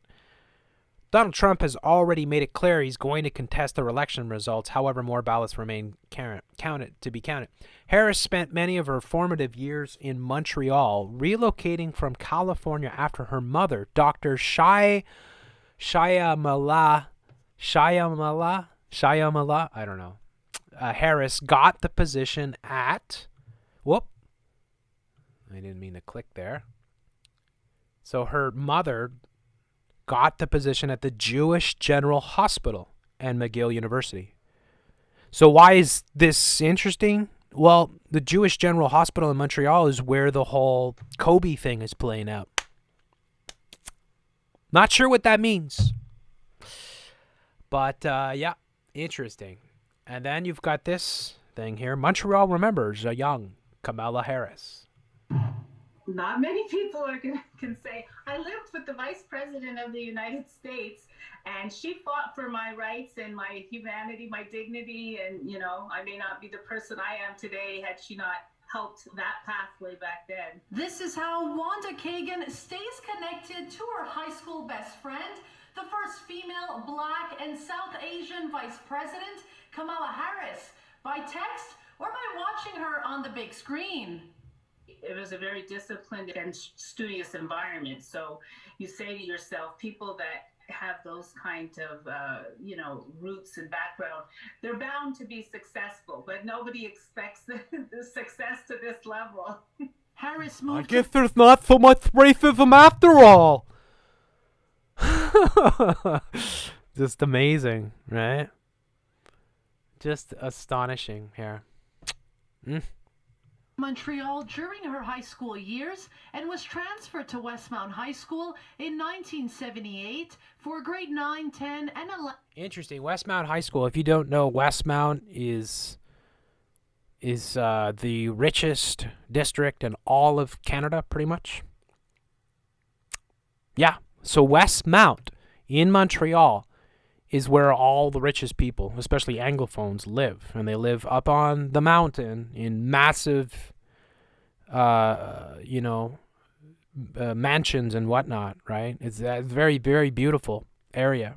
So she's coming from a highly wealthy family. I don't even have to look into the family history to know that if you grew up in Westmount, you're rich, right? And look at the propaganda sort of thing they've got here for Westmount High School. Westmount, and they've got all these French, tolerance, talent, explore, high school, academics, experience, spirituality, science, Knights, philosophy, vibrant, distinction, leadership, success, diversity, winter carnival, tradition, challenge, awareness. all these garbage things. 11, where she met Wanda Kagan. Kagan lived with Harris's family for some time, escaping abuse at home. She called me a while back and said, you know, you're the reason that I chose the path that I did. And it's not your choice to go into fighting for whatever. You know, women and children of sexual assault, having gone through what I went through with you. And yeah, it was pretty touching. And she shared with me that her father was molesting her. Nice story. This is a nice story. Is this one of these Brothers Grimm stories? That interesting how that plays out? And the reason why they do this is because they want everyone all over to connect with these characters. They have to build a narrative of these characters. They want you to buy into these characters. They want you to believe that these are legit people. So they have to build a narrative, and then they have to make it an international narrative. And you could see how Kamala Harris plays that international role where she's half Indian, half black, you know, grew up in Montreal, you know, so she's been international. I don't know where else she's been, sort of thing, right? But this is how your mind control works, basically. So. And so I said to her as soon as she told me, well, you have to come stay with us. Over at Westmount High School, students were reminded of the history made in the halls they walked down. We want to take a moment to recognize and congratulate one of our own. Kamala Harris, a graduate of Westmount High School, was inspired to fight for social justice because of the connections and... It's just so ironic, too. That's why it's important that someone like myself is covering this, because I could put it into context. Westmount is the richest part of all of Canada. If you were to take the richest enclave, I think there might be one in Toronto that's a similar level, but if you were to say, what is the wealthiest community in all of Canada, you would say Westmount. Like, traditionally in Canada, it's always been known as the wealthiest place in all of Canada. So how is it that this person that comes from Westmount has had to overcome all this, you know, racism and stuff like that? Right? And it's like the side script of this so-called best friend who was sexually molested by her father and all that. I don't know. Screams to me of tall tales. It's kind of sinking in now that she was in this building, you know. And Matthew Shapiro. I wonder, are you related to that? What is that girl that looks like a guy, or it's a guy that looks like a girl? I think it's Ben Shapiro. He's like this little sniveling little guy. And that does. You guys ever seen that guy? My word. Anyways, Matthew Shapiro, vice principal, Westmount High School. Interesting. And she hung out in the art room at lunch, and she was part of the dance troupe, and she even said in an interview recently that it was during her time in high school that she got interested in law, and so we're proud of that. That's like a huge testament to this school and the power of this city. And for many Montrealers, Harris's win represents hope for all minority groups, and that change is here. This is change, and we have to look at the results in terms of what the American people did in terms of voting during a pandemic when there were so many obstacles, especially for people... What a garbage narrative. What a fucking stupid-ass script. You people are it's ridiculous. Color, especially for people who live in poverty, to be able to cast their vote. Somebody who lives in poverty came from Westmount! I gotta show people that, because people may not believe me. Let me show you Westmount. What it looks like in Westmount. These are the homes in Westmount. This is what Westmount homes look like. They're right up on the mountain. These people are the richest people in all of Canada. All right? This is the creme de la creme when it comes to prime ministers, including Brian Mulroney he has got a mansion in Westmount. This is the views that you get living up in your palaces in Westmount. Right? These are some of the homes in Westmount. So, I mean, you buy into the script that this person is coming from some struggle or some sort of really hard times and they overcame. You're dreaming a rainbow unicorn technicolor. That's all. So, anyways, yeah, where are we here? Let's move on from that. We saw this crap. Where are we at? 11:33. The 33. Biden-Harris to address the nation. My word. Hide your little girls. Hide the women and children. You gotta hide the women and children. When creepy Uncle Biden comes in the home, you better hide all the women and children. You just better, because otherwise he's gonna get his paws on them, and then his nose is gonna start sniffing their hair, and yeah, I don't know what's gonna happen. Can you imagine? Here's the Joe Rogan thing again, where he's caught on the hot mic. Joe Rogan, of course, has come forth and said it's a ridiculous conspiracy. Nobody instructs me. Yeah, you're full of crap, you douchebag.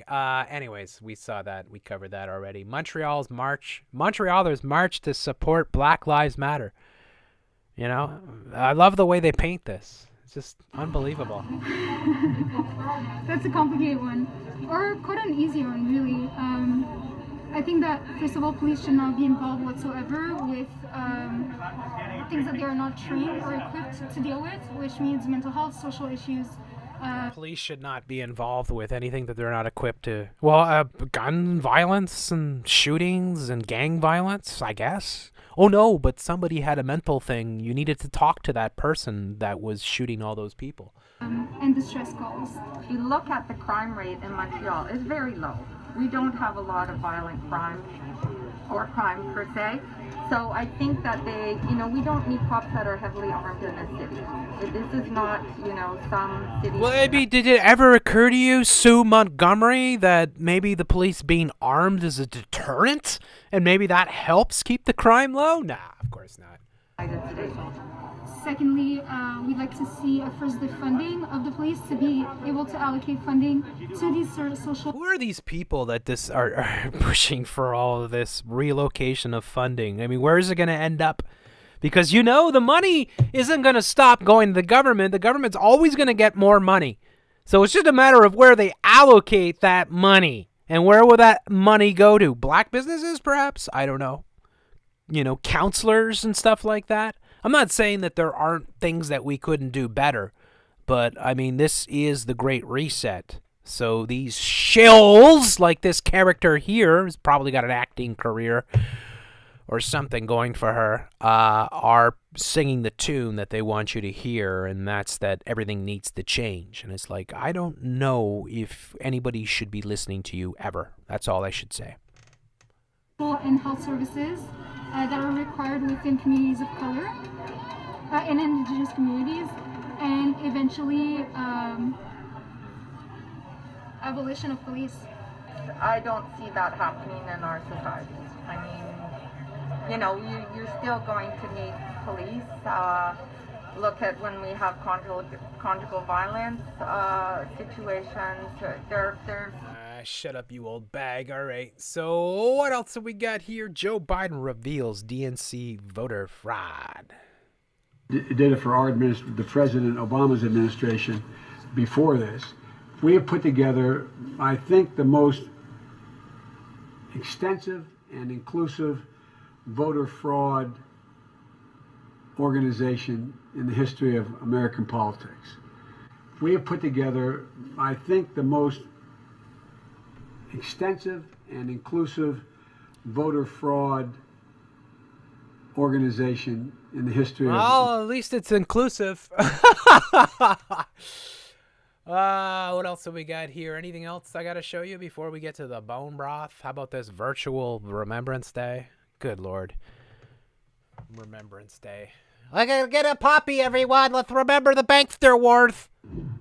I think it's really important to show our veterans that even when Canada faces significant problems like a pandemic, that their sacrifice is not forgotten. It's not lost in the news. What is their sacrifice? What have they sacrificed? Because all the World War I and World War II vets are pretty much dead. So who are you talking about? Who's sacrificed? And what have they sacrificed? What?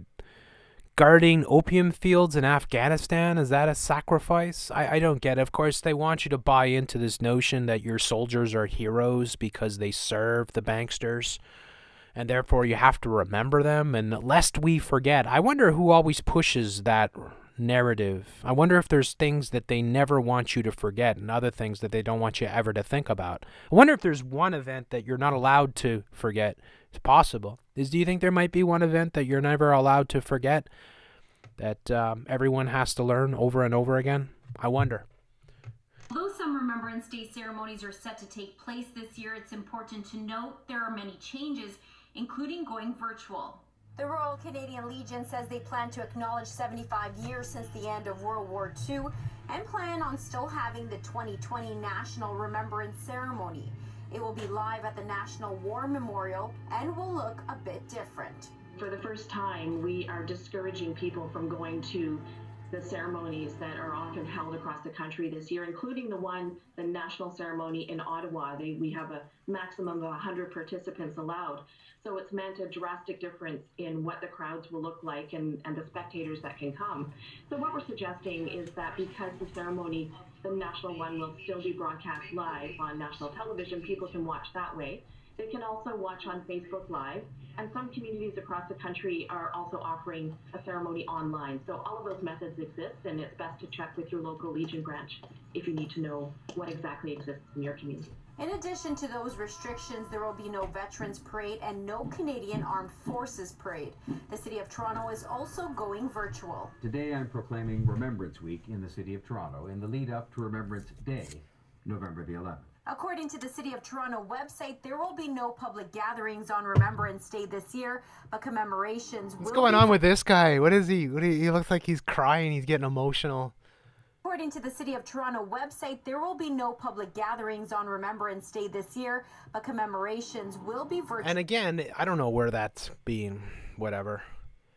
Just goes to show you how crazy it all is right now. And what else have we got? Mail-in poppies to your door. Oh, you gotta love these ones. Lineup of people looking to get their poppies, and for, you're trying to discourage lineups in a time of a pandemic. And the idea just came to me because a lot of people were saying, "We can't find a poppy. We can't find a poppy." We can't find one. Said, what happened to the one you had last year? Oh no, you gotta buy another one. Yeah, support your bankster wars. You know, I have respect for veterans. I had a lot of respect for World War II veterans because they actually fought and you know, had to go through what they went through, very hard times. But I don't really care about veterans of the Afghan War, for instance, or many of the other wars, Bosnia and other places where the United Nations would station these troops. It's just more of their type of control system, of course, the poppy being the symbol of mind control of the masses, of course, you know, in the Wizard of Oz. Poppies, yes, poppies will make them sleep, of course. And have we got anything else here? We've got Oregon becomes the first state to decriminalize hard drugs like heroin and cocaine. I wonder. You know, I kind of like the principle of just you. I do. I really do. I'm much more libertarian in the sense that I would think that adults should be allowed to take what they want to take. But the New World Order is very huge on pushing drug culture and drug addiction and facilitating the access to drugs. So, yeah, it's not quite as black and white as it might appear. And then we got this here. What is this here? Oh, we got to put your email in, your email here. Let me see if I can refresh it just to show you the prehistoric female hunter discovery upends gender role assumptions. And they got some women here. And I don't know how it works, because if it's prehistoric, it means it's prehistory, which means it's ancient.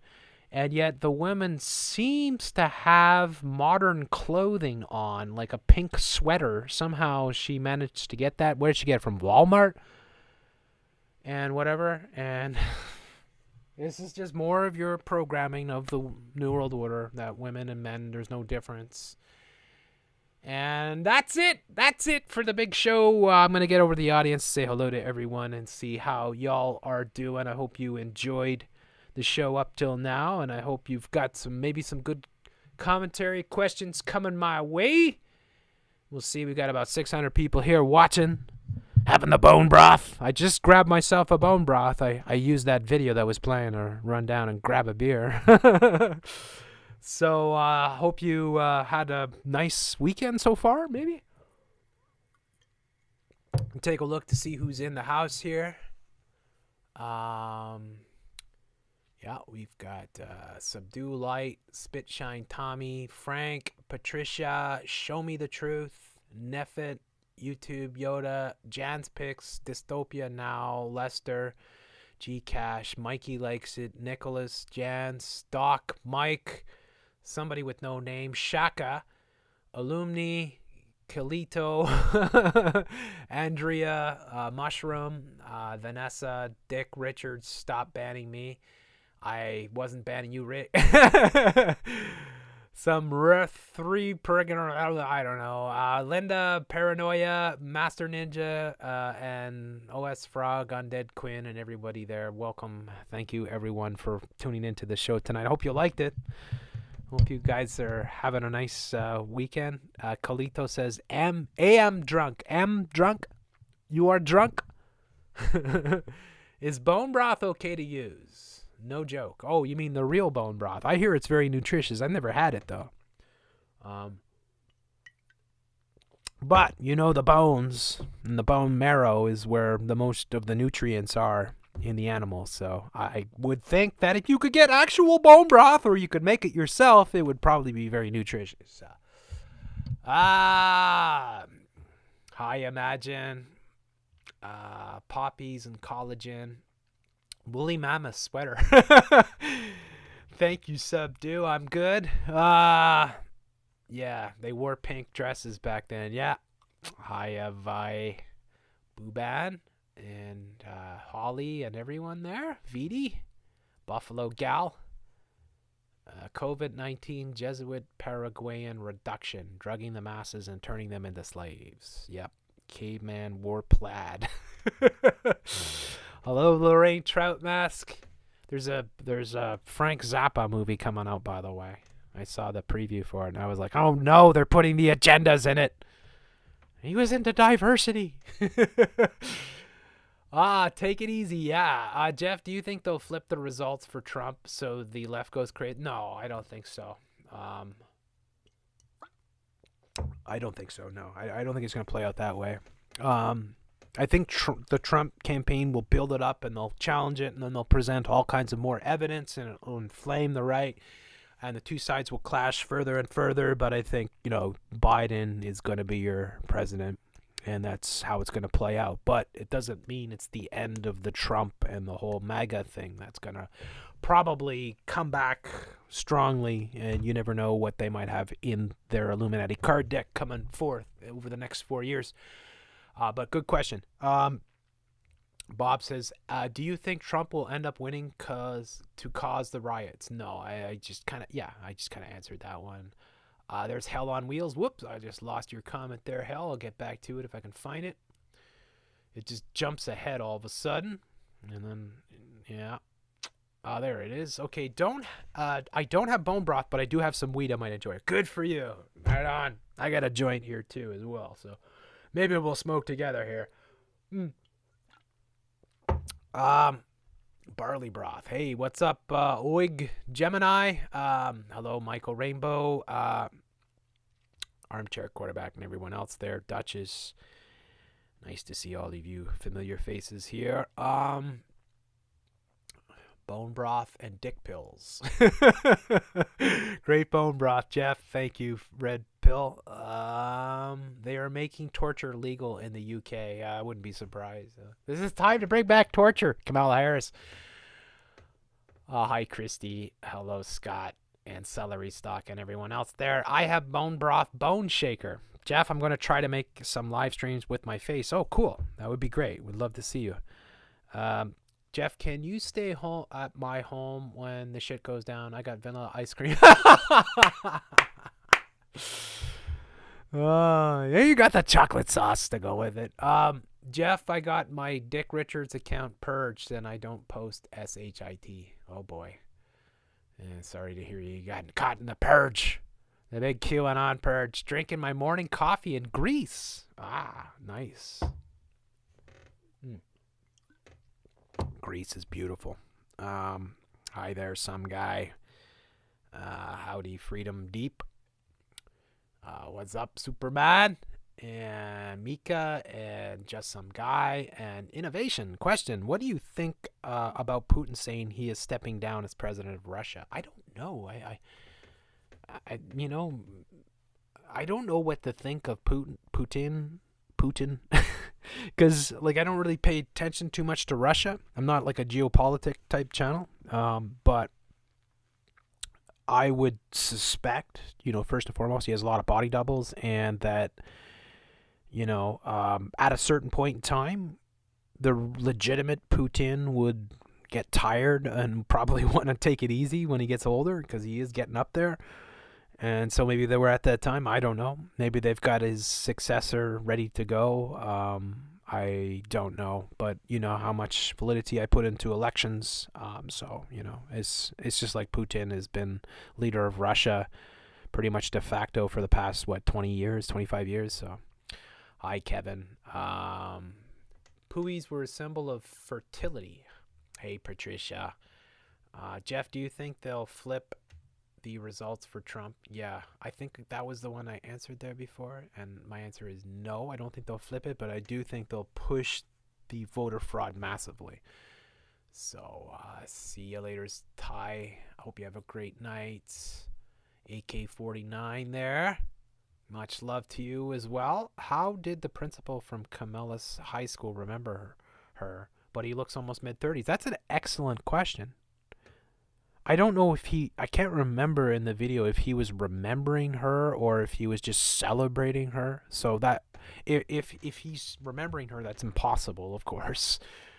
So, I don't know, but it's all, again, it's all theatrics, right? It's like, I guess you could probably corroborate that she did go to high school here in Westmount, but I found that hilarious when I saw that. I was like, Westmount? Because, out of all the places in Canada that you could grow up, Westmount is easily, without any doubt, the most privileged place. It doesn't mean every single person in Westmount is stinking rich, but it's got the highest, pretty much, highest or second highest sort of per capita income in all of Rainbow Unicorn Land. And it has always been the richest part of Montreal for ages, sort of thing. It's synonymous with wealth. So it's anything but a typical sort of neighborhood, if you catch my drift. So Rainbow Unicorn Land is doomed. Oh, man.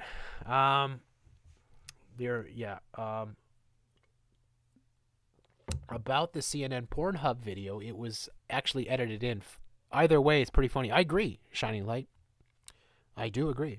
I think that it's an easy thing to edit because they probably saw John King, who married a poodle there, touching the screen. They're like, oh, let's put a Pornhub thing in, right? And then we'll make it look like they had Pornhub up on the screen. Yeah. And then, of course, they could put that up themselves and then say, oh, look at these crazy MAGA people. They're putting this stuff out. So thanks, Shining Light. Appreciate that. Hi, Jan's Picks. Bone Broth. There's Dan. Nice to see you, Dan. Hope you're having a great night.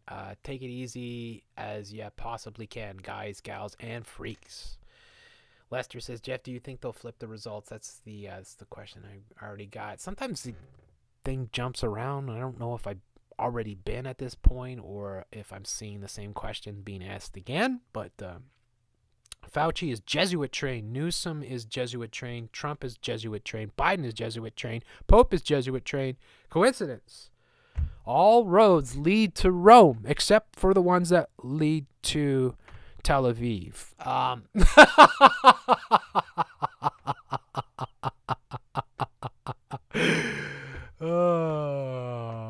Yeah, the Jesuits. Yeah, you gotta watch out for them. Yeah, you do, though.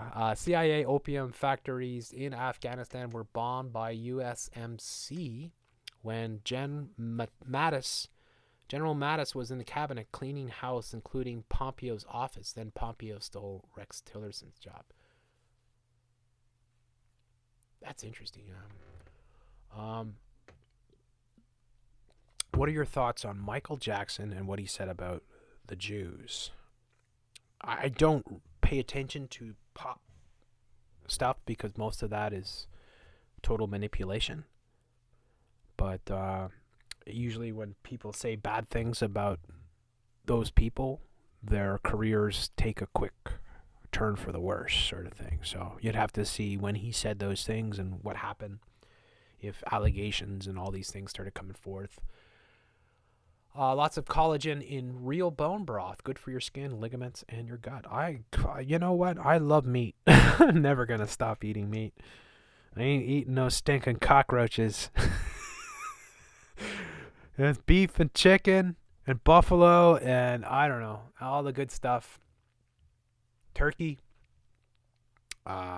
Thanks for all you do, bro. Thank you, Red Pill Conscious. Franklin says, hey, Jeff, great show, mate. God bless you. By the way, have you seen the trailer for Songbird? Yeah, I covered it, Franklin. Very, very, very awful, evil form of gaslighting. It's so evil. It's so crazy. It's so diabolical. Michael Bay is such a subhuman, disgusting puke from hell who makes the world's worst movies. Although he's pretty talented at doing explosions.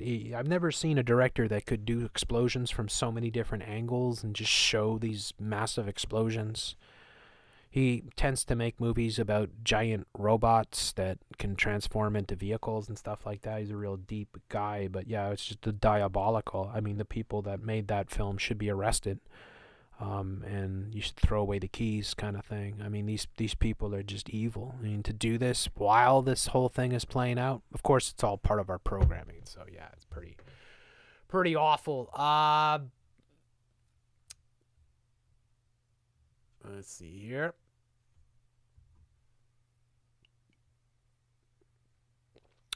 Comrade Bean says, "Who do you think we're here is talking to Joe?" Okay, good question. Very good question. It is likely CIA / Mossad operatives that kind of script the show. It was a female voice. I'm not sure about Joe Rogan's wife or what religion she might be, but you never hear about her ever, so it's possible that she has a role in scheduling and perhaps helping Joe with his shows. Jamie himself and his father are known to be operatives, so I think they've installed that character Jamie specifically because he's there to keep Joe on the straight and narrow. So yeah, it'd be it's hard to know because maybe Joe doesn't know specifically who the people are, meaning he might know their names, but he may not know what they're affiliated with, but he definitely has controllers. So I don't know who exactly it was, but that my suspicion would be that it would be some people would say Spotify, it could be people working for Spotify, but would they really be Spotify or would they be Mossad, CIA / Spotify or something like that? It's hard to know, but it's probably some form of intelligence that monitors the show and controls. Joe's shows are very scripted, and that's one of the reasons why he doesn't do live shows anymore, because they might have to get in there and shut it down if something is said that they don't want to have said. But that last show with Alex Jones was very interesting on many angles. It's almost like, because Joe Rogan's trying to play that role where he's like concerned about what's going on and all the censorship, and he feels like the big tech corporations are overreaching, but he will, like, there's no challenging the Kobe, there's no challenging the PCR test, there's no challenging the Great Reset, or even really giving it significant sort of dialogue or discussion. They were downplaying it over and over again. Even that guy, I'll give that guy Tim Dillon a little bit of credit, because he is kind of saying it. Yeah, that's what they want to do. I believe they want to do that kind of stuff. And Joe Rogan say, yeah, it's just because they put it in a document and said 10 years ago and it shows everything that's happening now. Doesn't mean that has anything to do with what's happening right now. It's so insulting. That's why I want to just pound on his bald head. Hell says, how likely do you think a civil war in the U.S. is? At least they're honest about us having no choice. Don't forget to trust the plan, though. Yeah, I don't know how. I don't know, like, how much of it, because it could start to happen and it would be, say, part of the whole script, and therefore maybe certain incidents, like, say, violent clashes between two sides, and then maybe firearms going off and people being killed, but how much of that would be scripted, it'd be hard to know. So I don't know. I'm knocking on wood. I don't want to see any civil war, any war breakout, unless, of course, it's the only way to stop the NWO, right? If it comes down to, there needs to be a civil war to overthrow the NWO, then, there's almost no choice at that point. But I would prefer to do things peacefully. But yeah, it's hard to know. So, Brad says, that's the longest Jeff laugh I've ever heard. When was that? That was a crazy laugh, Jeff. Oh, what is the laugh? What was I have to go back and play it now. I can't remember what I laughed at. I'm always laughing though.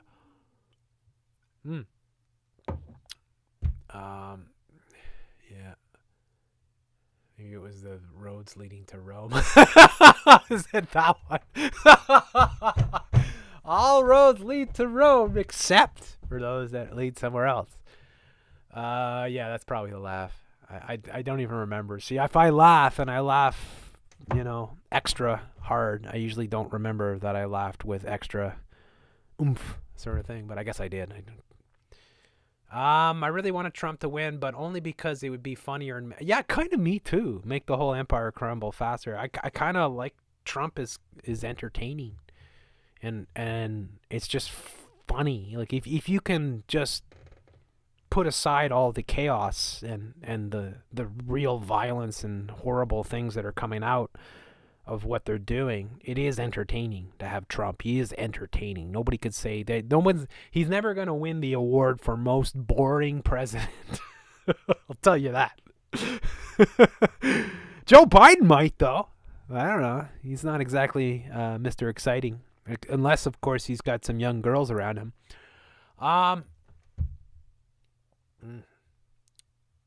Yeah, QAnon.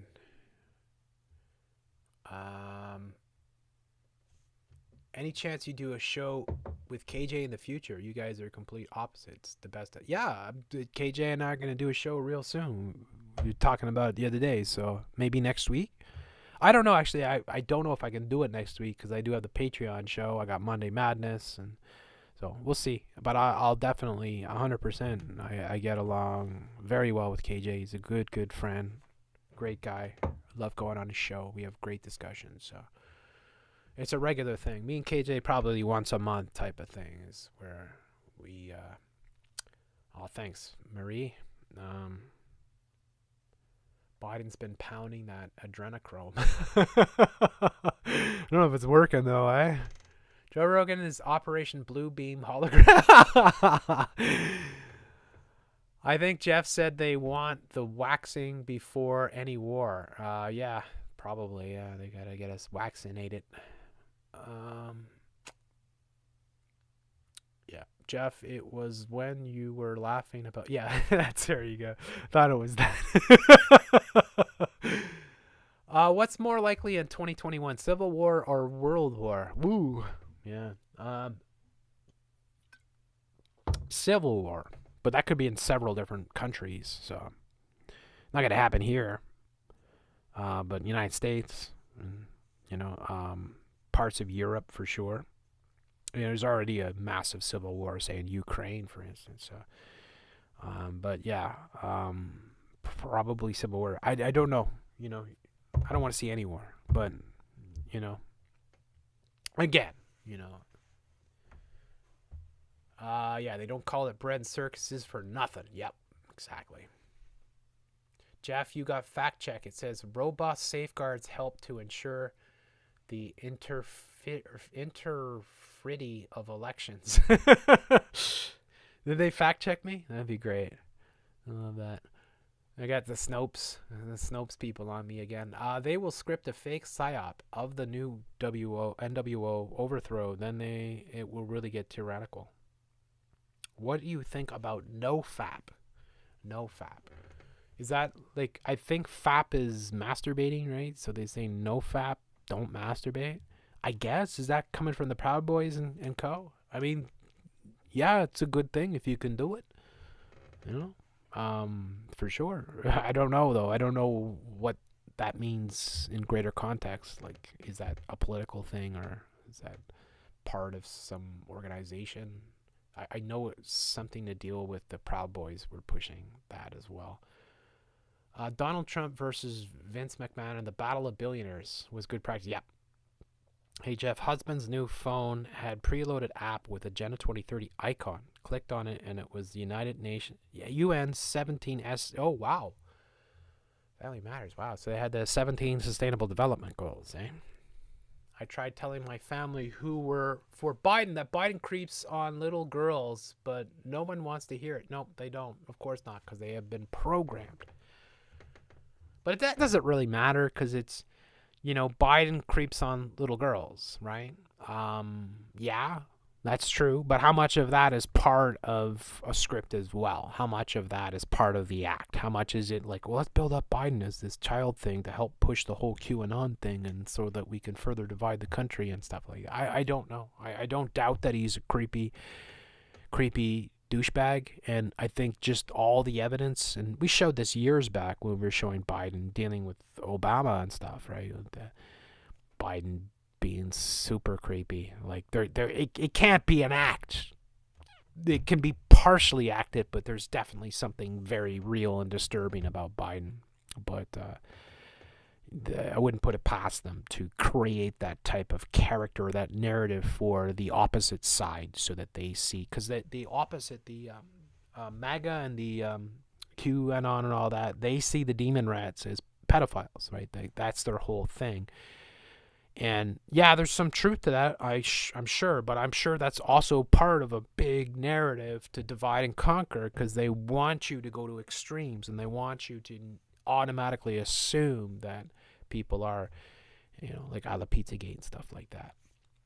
So it'll be interesting to see how all the maggots are going to be with President Biden. They're not going to be happy, but they're going to be very active. Do you think the tribulation is near? I hope not. I don't know. I mean, let's see here. If I miss your comment or question and it's really important, please don't hesitate to ask it again, because it does jump around when there's a lot of people in the chat, sort of thing. The whole government is controlled, even the Supreme Court. Yep.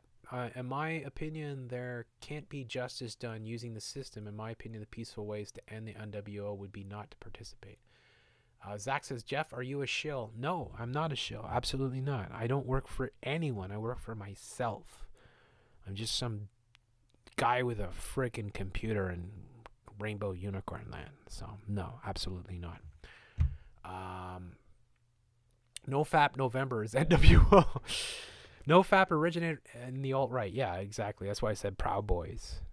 And there is some truth to that, of course, because it drains your strength and it drains your vitality, and every sperm is sacred, or just that it promotes pornography, and it works to destroy monogamy and stuff like that. So yeah, there's some truth. There's always some truth sprinkled into a lot of these things, but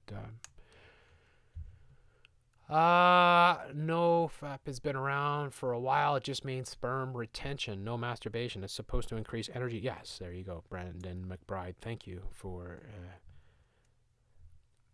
I saw the McBride. McBride is the transgender senator that got in there, and I thought of you, Brad, and I said, "There's the McBride." Nothing wrong is masturbation, but there's everything wrong with porn addiction and to masturbation. Porn is wicked and fucks your normal sexual. Yeah. Did you see that Trump Accountability Project wanting to make a list of people who supported Trump to be punished? No, but I wouldn't be surprised. But they're making, see, the game is this. This is what people need to understand. When Trump, see, the Biden and Kamala Harris and co will say Trump has to come out and label the Proud Boys and MAGA, or Proud Boys and white supremacists and all them, as terrorists, right? And then Trump will fire back saying, What about Antifa and BLM? You know, say Antifa. So by both sides, that means, you know, a broad spectrum of people that would fall under these, potentially fall under these definitions, would be considered domestic terrorists. So when Trump says he considers Antifa to be domestic terrorists, and the opposition, the Democrats, say Proud Boys and whatnot, they're purposely setting the table, as we've been showing for many years, that the biggest threats to Americans are Americans, and that Americans are now the real terrorists. The terrorists are no longer the guys in the caves in Afghanistan. They're now the BLM, the Antifa, the Proud Boys, the MAGA, and all that, right? So you see how the game plays, right? That's the whole purpose. The purpose is to turn now against the citizens themselves. The citizens are the enemies of the state unless they're full in compliance. So it's very evil what's going on.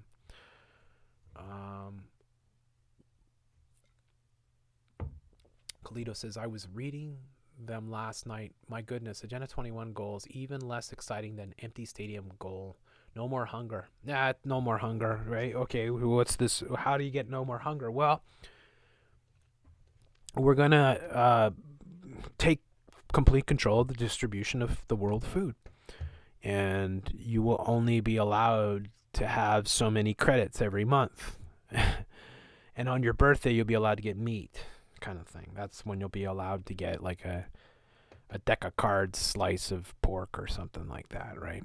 Or whatever fake meat they have at that point in time. And so the solutions are always what everyone should fear. It's not the problems. The problems can be solved. It's the solutions. So it's like hunger. Yeah, okay, it's terrible that people go hungry, all right? And it's sad. And yeah, we want to stop that or fix that or try to get food to these people. But that doesn't mean you destroy the entire economic system and take control of all food production and distribution. But that's what the New World Order wants to do. So it's very evil. How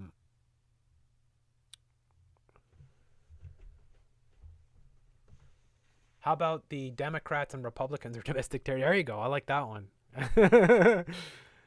Vanessa says, I'm a Trump supporter, and I realize he's some inappropriate things about his daughter for sure. He is the lesser evil, though. Yeah, I can see that, but it's still a left-right game. It's a fake paradigm. They're all serving the same people at the end of the day. Boris is a smarter, dumb version of Trump. Yeah, he's the same character, just dressed up for the British people. Who is the puppet master? I don't know. We probably don't really see the true puppet masters. You see people like Gates and Kissinger and whatnot, but there's probably people above them. Biden will put the Mexican children to work. Biden will last a year or so and then gain dementia and be Epstein. Well, he could be like a Ronald Reagan, right? Where he's clearly senile and losing his marbles, but he can still read a script, a short script. And it's been that way for the longest time anyways, right? It's always, go back through the history of the White House, and the Praetorian Guard have always kind of run the show anyways, so it's unlikely that Obama or Trump or any of these people are any different. They're just figureheads. They're actors that have been chosen to be the so-called leader, but it's not how it really works. Let's see here.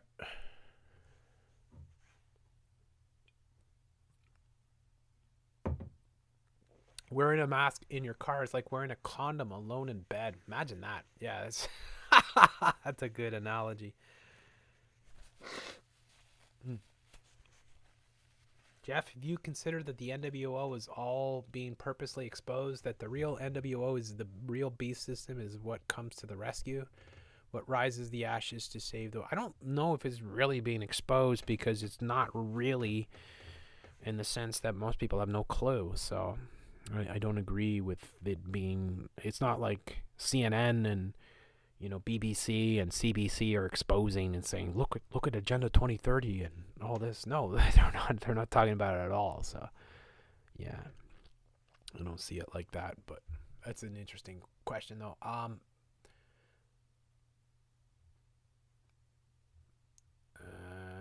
Let's see here.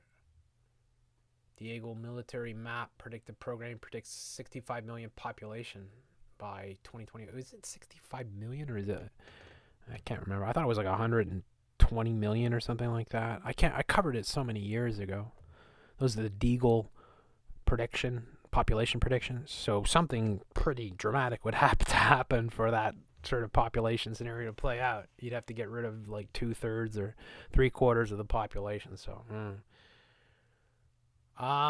Jeff, you considered? Oh, I read that one already. Whoop! Again, it just jumps around when I'm scrolling here.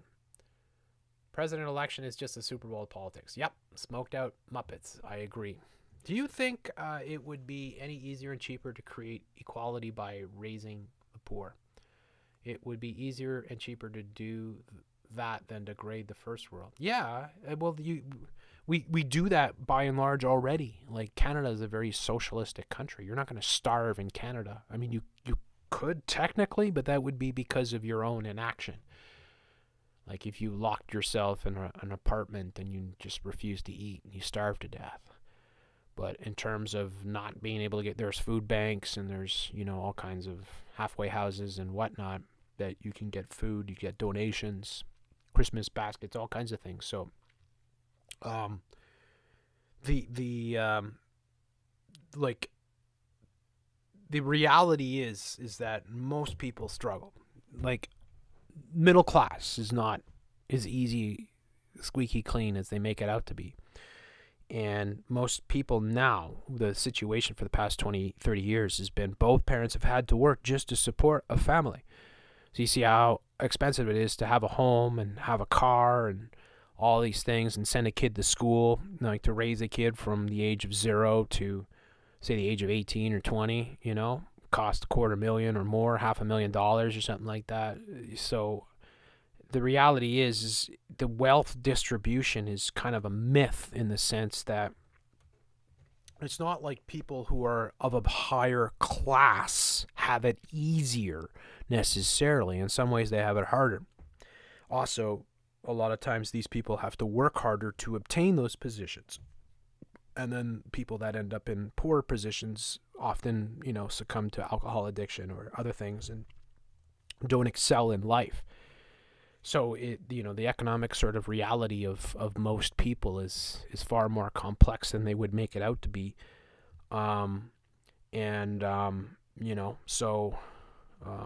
Raising the poor or just improving their wages is one way, and I'm not against that in the sense that as long as you're not crippling businesses, right, in doing so. And I think people should get paid what they're worth.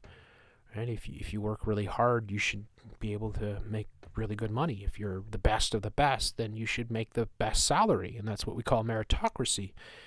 And I think that works really well and has worked pretty well for especially the 20th century in the United States and brought about a lot of prosperity. It doesn't mean that there aren't all kinds of social inequalities and there aren't privileged classes of people and there aren't,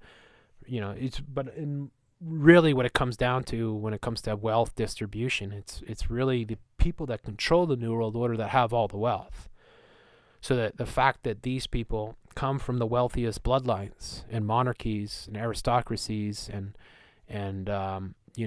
secret fraternities and skull and bones and whatnot, that are the ones that are orchestrating this whole great reset in order to bring about this equality, which is the way that they sell it because they want you to buy it. But really, it's about we want to control everything. We want to control the world forevermore. And so they pit the classes against each other. And they convince the lower classes that they've always suffered because of the higher classes, when it's really not at all. It's far more complicated, basically, right? So, I do agree, though. I think that, but generally what happens is that if the economy is doing well, the lower classes are helped by that fact. So that it's like a bad economy hurts the poorest the most, and a strong economy really helps the poor because it lifts up their standard of living, it lifts up the unemployment rate, or lowers it to a point where, you know, people can find work easily, and then it's up to your personal motivation and stuff like that to rise up and work hard and go further, and, you know, and all of that. But that's what they want to wipe out in many ways. And you see with communism how utterly detrimental and destructive it can be. And there's really interesting stories about Soviet communism, Soviet-style communism, and just what a basket case it was in many scenarios, right? Like that people lost motivation to work hard. People lost motivation to achieve. Cuba, another example as well, where doctors get paid less than cab drivers, right? Why would you go to school for 10 years to learn how to become a doctor if you're going to get paid less than somebody that drives a cab? And that's the reality. And I've been to Cuba, and, you know, I know, you know, I've been to communist countries. It's not, you know, as black and white as some people would make you believe. But the reality is that totalitarianism is where we're heading. And that's the reality, is that they manipulate the class. They create class warfare. And the real winners, or the real controllers, are the ones that are orchestrating all this, right? They're the ones that are pushing for equality and diversity, and they're the ones that push systemic racism and all this crap, and BLM and everything else, like George Soros financing, say, for instance, Black Lives Matter. It shows you the hypocrisy of it, because these people are anything but that, and they come from extreme privilege, right? So that's a great question, though. Whoever's in charge has to be the most narcissistic mofo in history. Yeah. Pixel says the whole thing is becoming a giant clown show. Yeah, the clown world. Did you see the article on CBC about Chrystia Freeland with the headline, "Keep calm and carry on"? She's on the board of trustees of the World Economic Forum. Yeah, and she also comes from media. And it's like, how the hell did this person become deputy prime minister? She's just a hideous creature from the deepest pits of hell, of course. And yeah, working for the World Economic Forum, who are pushing for all of this sort of great reset. So about 1% of the population knows about the NWO. It's hard to be an awakening. Yeah, it's maybe a little more. It'd be about 5%. But Rogan is a shill. Yeah, you could take it to the bank, cash it in.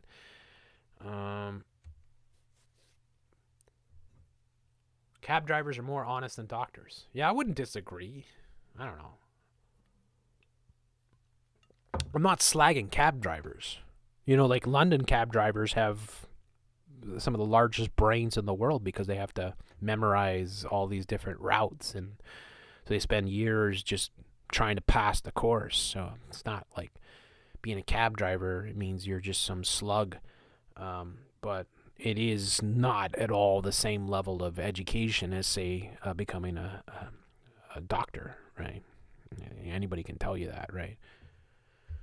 I know, I've got a few doctor friends, and I didn't see them for like 10 years.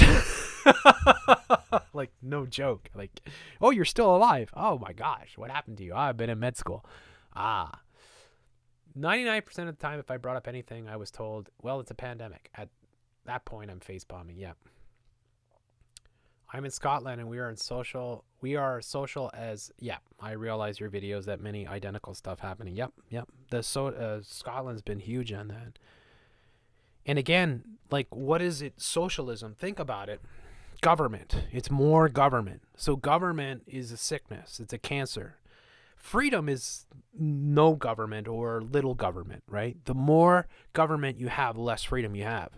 So the more government control, and the more that government says, we're going to control this, we're going to control that, we're going to get into your homes to make sure you're raising your kids properly. Like the Scotland back in 2015, we're talking about, or 2014, they were saying the state-appointed guardians that they would stick in every home to watch families to make sure they were bringing up their kids.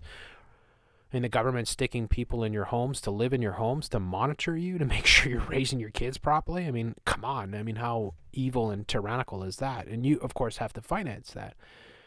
So yeah, government is tyranny. The best government is the smallest government. The most free societies have the least amount of government. And we're heading in the opposite direction, of course, where government would be involved in every element of society, monitoring everything, and they use the scamdemic to justify that level of control, that's exactly what we have, the scenario that's playing out right now. A world government that controls every element of all of our society. The 17 Sustainable Development Goals include everything, basically. Food, water, energy, right? Everything. Farming, right? Distribution of all resources, education, urban infrastructure, everything. Every element of society would be under the control of a massive world, all-seeing government, an all-seeing eye, like Sauron and frickin' Mordor, controlling everything in the world, seeing everything that's going on, understanding, being able to type into a computer, what did Jeff C have for lunch? And they would know exactly, well, he had this, that, and that sort of thing, right? Like, that's the type of society that we're almost already at. And they want more and more. So, yeah, again, like, it's not like I'm I wouldn't say I'm definitely not pro-government. I'm not anti-government in the sense I want to take down the government. I think we control the government. The government's supposed to serve us, and that we should make the government as small as possible. And bloated bureaucracies are the norm for socialist countries. And Canada is a very socialist country as well. And Quebec is the most socialist corner of all of North America. It's like here, the Parti Québécois were the most socialist government in the history of Canada. And they implemented all kinds of strong socialist programs, all under the guise of equality and all these things. But really, it just leads to government being in control or sticking their fingers into everyone's businesses at all points of life, sort of thing. So that's, yeah. I'm gonna have to get a bone broth here.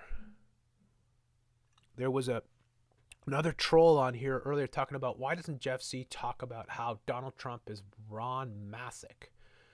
I don't even know who Ron Masick is. Why doesn't Jeff C talk about how Mark Dice is Jeff Hallock? Oh, yeah, whatever. I thought Mark Dice was River Phoenix. I don't know. It's so dumb. Klaus Schwab's. Yeah. Yeah. Thank you, Patricia. Much love to you as well, and everybody here. One-eye symbology is everywhere. Yep, I agree. You see it all the time. The celebrities make that symbol.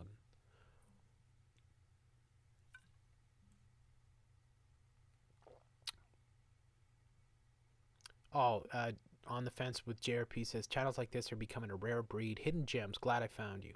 Or found it. Thank you. Oh, you're welcome. Thank you. I'm glad you found it too. Welcome. Everyone is welcome here. Even the shells. Anarchy is a good idea by James Corbett. I think anarchy is like, because ultimately, if you have a community and you have a sort of view on how to build and have a functioning world, and you just want as little government involvement as possible. And the more government involvement, the more tyranny, right? The less freedom you have.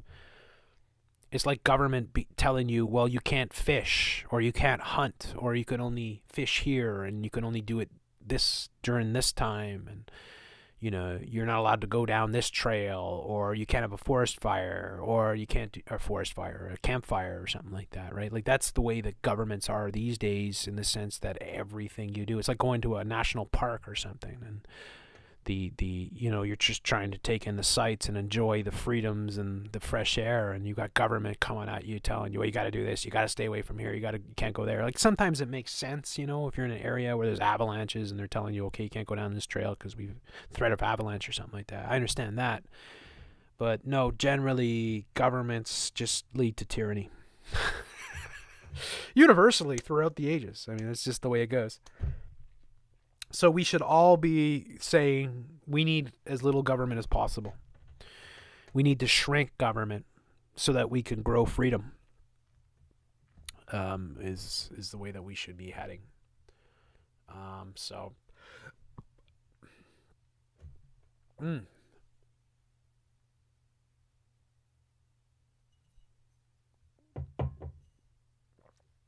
All right, I'm going to go and grab my bone broth here. I'll be right back. Get my legs stretched out.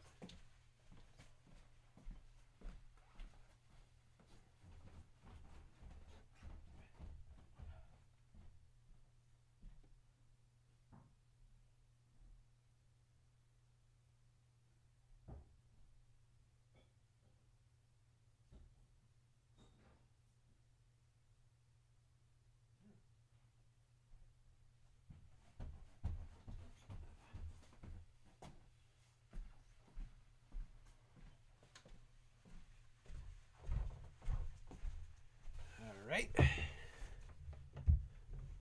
We're back here with the bone broth. We got the bone broth going here, so.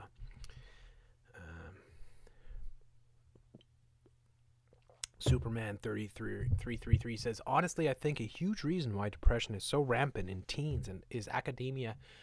People are programmed into thinking letter number in a worthless subject defines you. Yeah, I think that what the kids are learning is so depressing. It's like if you go to school and you're learning, like you could say to a certain extent Black History Month and stuff like that.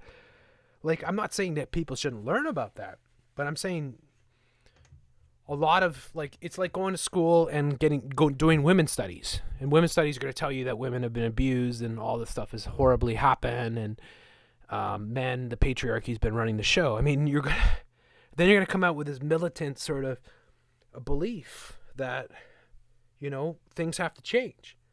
And it's like, instead of focusing on yourself and your own sort of dreams and building a life, finding somebody, building a life with them, family and all that, you're misdirected, and now your energy is all channeled towards social change, which is really just New World Order, you know, machinations. You're actually, like, all the feminist people and all the BLM people are actually unwittingly helping bring about the New World Order, basically. So I think that kids go to school and they get told in kindergarten that they can be a girl or a boy if they want to be. They can change their gender. I mean, they're already being twisted in horrible ways. It would be far better to take kids and nurture them and, you know, try to tap into their interest, and then try to mentor them in areas that are of interest to them, you know, like try to, like somebody that might be interested in art, for instance, or, you know, building things, maybe being a carpenter, an architect, or somebody that's interested in medicine, you know, just getting them to channel their energy and building themselves up rather than in deconstructing the society around them. And I think that's what academia's just evil these days. I mean, it's long ago, you know, places like Columbia University and whatnot, right? The sort of cultural Marxists took over academia way back in, you know, the 1930s and 40s and whatnot, post-war era as well, moving forward. And they pushed all these things, right? And they pushed massive amounts of cultural Marxism so that now it's permeated to all levels of education. Of course, you've got a universal sort of New World Order education system, a curriculum that is all tied to Agenda 21 and sustainable development and women's rights and all these different things. So it's really awful for kids to be going to a school system that is assaulting them and depressing them. Because, again, like, think about it, if you're a girl and you're a little girl and you're growing up and you're being told that women have always been, you know, marginalized, and you have to push for girl power, girl this and girl that. And all of a sudden, like, instead of just being a normal little girl who just is absorbing life and figuring out her way, you're turned and twisted into this demonic little entity that's going to go out and freaking, demand for change and whatnot. You know what I'm saying? And it's like they're depressing kids. And then, of course, the sexual confusion and all these things. And then they tell you depression is normal and anxiety and all these things. And it's like they're not solving these things. They're normalizing them. That's what's happening. Right? So, yeah. Great questions and comments tonight, as most shows, almost every show is great doing this. Do you know Abby Martin and the Empire Files channel? I'm quite sure they are Shield. She participated a lot with Joe Rogan. I know Abby Martin. In fact, Abby Martin and I called out many, many years ago. So I don't trust Abby. You missed noticing that at the bottom right of the picture that the woman was talking about burning down the Republic. It said from Serpent Rising. Which picture? I'm not sure which one, Lorraine, you're talking about. My daughter is 9, and in her class they were teaching her that African Americans are better than her. I freaked out and told her, no, we are all equal. Yeah, exactly. Right? Why would they tell her African? Nobody's better than anybody else. Kids, the thing is, we were talking about this, Cookie and I did the show with Cookie, Harry Cookie Monster, on Jeff C. Live, so I hope you guys got a chance to see it. That was on Thursday. So if you haven't seen it, you want to see that one. But we were talking about, what was I going to say? I'm trying to remember now. Teaching African Americans better than her. Yeah, okay, yeah, we were talking about kids. So we're saying that kids, Cookie made this point, and it's a great point, that kids are, like, there's no racism between kids whatsoever. It doesn't exist. Now, I know when I was a kid, there was no racism. Like, seriously, there was, like, zero racism, right? And I had kids, most kids were white, but there were black and there were Indian, and they were just as well-liked, if not more well-liked and popular in school. I never saw any real racism. And what I know about kids is that kids are very direct. And this is what Cookie was saying, is like you put a bunch of young kids together and they'll just instantly say, oh, if they see a kid that's dark-skinned, they'll be, why is your skin so dark, and all that. But there's no judgment. There's no, like, kids just accept you. They don't care, right? So, like, all this racism is actually manufactured by the state and by the education system, and it's programmed into the children. And then they're told, oh, either your ancestors were bad, or these people have suffered, or we have to change this and we have to change that. And it's like, no, if you just let these people be, there would be no problems. And if there were problems, people would work it out. Right? But instead, the state, the education system, the NWO comes in and, starts pushing these agendas, and specifically to differentiate. So all of a sudden, black kids are being told they have to identify as black, and then they have to have pride in their black, and then they have to celebrate Black History Month and black this and black that. And it's like, otherwise, they would be maybe best buddies with white kids and Chinese kids, and there would be no thoughts whatsoever of racism. But then you tell people, oh, your tribe has suffered from this tribe, and you have to identify with that tribe, and you have to go and learn about all the horrible things that the other tribe did to you, so that you understand that your tribe has suffered, and now your tribe needs to change everything and all this. So, a lot of what happens is just taking the innocent minds of beautiful young kids and twisting them. I mean, the education system is awful. It's just awful. I hated every single moment of my schooling. Up until I got to higher education, I hated school with a passion you cannot even begin to understand. I was the biggest skipper. I skipped half of grade 10, 11. Like, I swear to God, I skipped more than that, maybe. Like 3/4 of high school I skipped. I would climb out the window. I would frickin' leave the class and not come back. I would do anything to be out of class. I hated every single moment that I was in a classroom. Hated it. Because I didn't want to be there. I didn't want to learn this stuff. It was prison to me, right? And I was a smart kid. I was just not anywhere where I wanted to be. And I believe this is the case with most kids. I think most kids are just, I think the kids that love school are not very creative or intelligent people. You know, it's like you have pride in your school. There's probably something wrong with you. Anyways, that's a great story, though. Gunsmithing will be the most valuable trade in the future. Yeah, you can't go wrong. I mean, honestly, trades are wonderful. There's nothing. Anybody that's listening to this and you haven't figured it out, if you're young, I do have some younger listeners, and if you're like, oh, I don't know if I should, don't go into business school because they're killing all that anyways.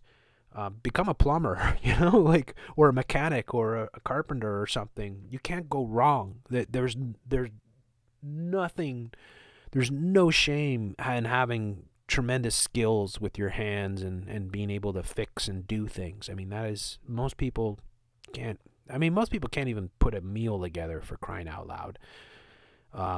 So, the education system is a de-education. It's a programming system. It's not there to make you a better person. It's there to make you a square peg, or, fit into a square peg. They want everyone to come out of the system just being as ordinary and as non-resistant as possible, sort of thing, to what they want.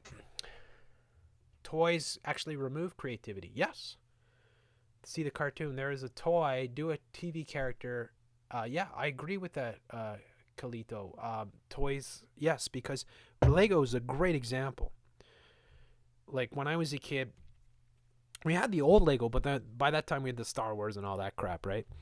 And the old Lego was the creative Lego, because the old Lego was just blocks, and they were all different. And so you had the blocks, and you just put them together. So your mind would take over. That was true creativity. The new Lego is the opposite. It's the worst of the worst. It's not creativity at all. There is no creativity in Lego. Lego is the antithesis of what it used to be. Lego used to be a really good toy because it made kids be creative. It was like you buy a bunch of blocks and your imagination puts it together. Lego now is just the abomination. It's the absolute opposite. It's like, this is how, there's no other way to put the things together anyways, because they're only going to fit the way that they fit. They're so evil.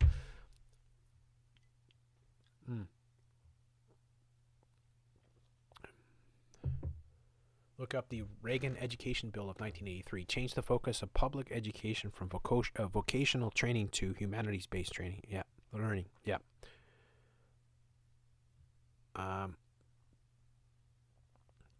When you actually take the time to go deep and think about government, you don't need government at all. You need is a bunch of good men with guns. Yeah, I agree. Yeah. I was an art fart, and my generation's surroundings did not nurture it at all. Yeah, it's terrible, eh, Crystal? It's how many of us could have been something if we had the proper nurturing and mentoring at the proper time. That's what these scumbags that run the New World Order get. They have all the mentoring in the world. They get the world's best mentors at the right time. They get tapped. They get sent to the best private education. They teach things in private education that you would never get in the public education system. Public education system produces tools. That's it. And they're not even useful tools. They're like the famous Gary Larson cow tools. Like, I guess you could use them for something, right? But let's see here. I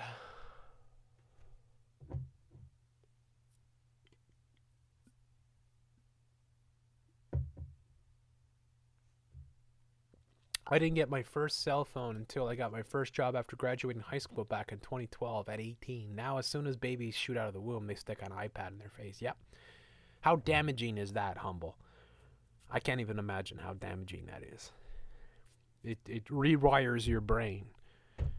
And I'm someone that has an iPad, and I use my iPad tremendously, mostly for music and the work that I do here. But I still, I still know about the addiction to having these screens and how easy and convenient it is, and how easy it would be just to get sucked into really awful things, which is inevitably what a lot of people do. So, doing my undergrad in English literature, all critical theory we were taught was from Marxist perspective. Yeah, isn't that interesting, eh?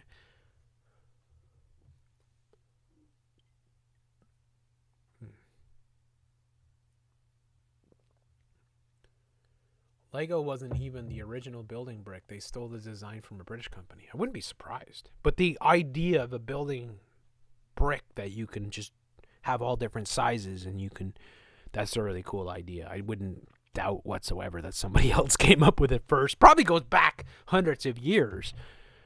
But really, that's a creative toy. Any toy. Like, I think model airplanes are good for kids. I think jigsaw puzzles are good. I think anything that gets you to think and gets you to organize and you know, like I think board games are good for people. Well, not all of them, but you know what I mean? Like, even playing cards is good because it's social. But, you know, most of what kids do today is antisocial, right? Playing video games and being hooked up to virtual reality and watching Netflix and all this crap, right?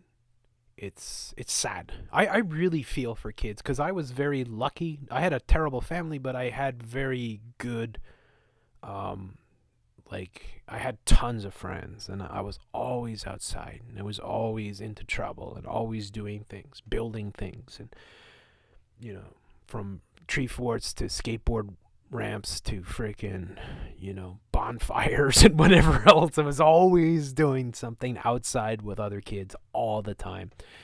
And, you know, and then just playing sports, especially through my teens, team sports and all that stuff.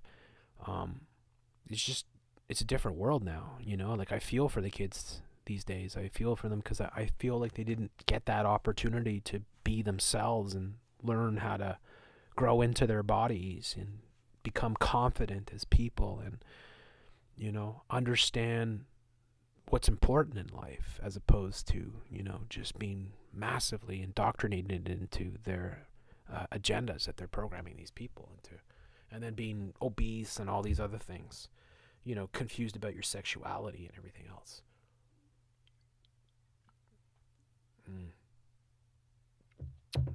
Jeff, how long do you think us Americans will have our gun rights? I don't know, but I think that they're coming fast for those, but I think there'll be a lot of resistance.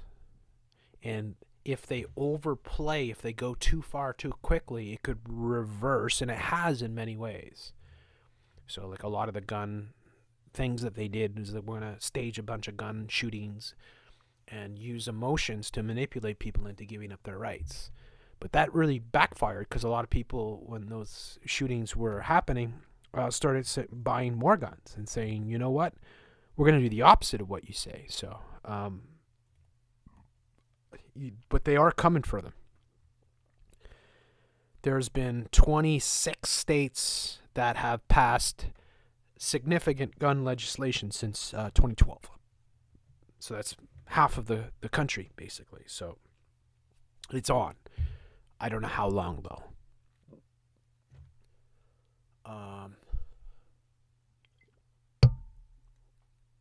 I got thrown out of 3rd grade for reading Johnny Got His Gun. My mom was furious at school. I remember reading that, too, as well.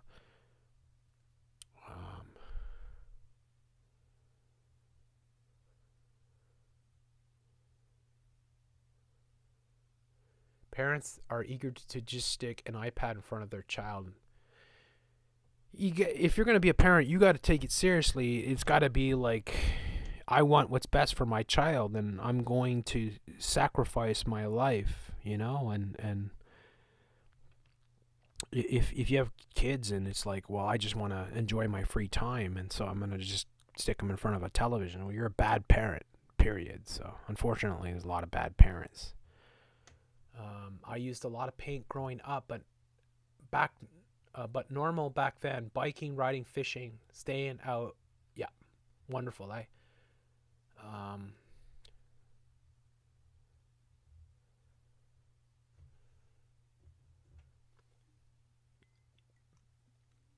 I got in trouble in middle school down in Florida post 9/11 for drawing paintball guns all over my folders because they were guns, and my teacher was paranoid. Wow. Is that crazy, eh? My son had a play date at our house, and all this kid wanted was junk food and screens. Ugh.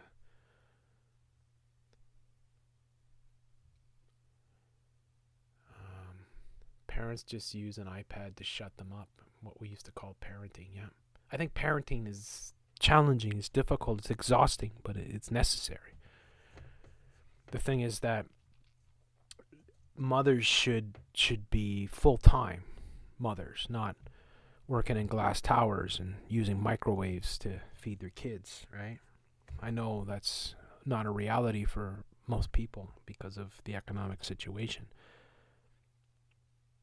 But I think they've deconstructed massively over the past 50 years the family unit, the family nucleus, and that's all part of the design. So having both parents work was always part of the plan to deconstruct the family, because they can take the kids away from the parental influence. And then by the time the kids get to a certain age, say by the time they're 5, 95% of their influence comes from the school and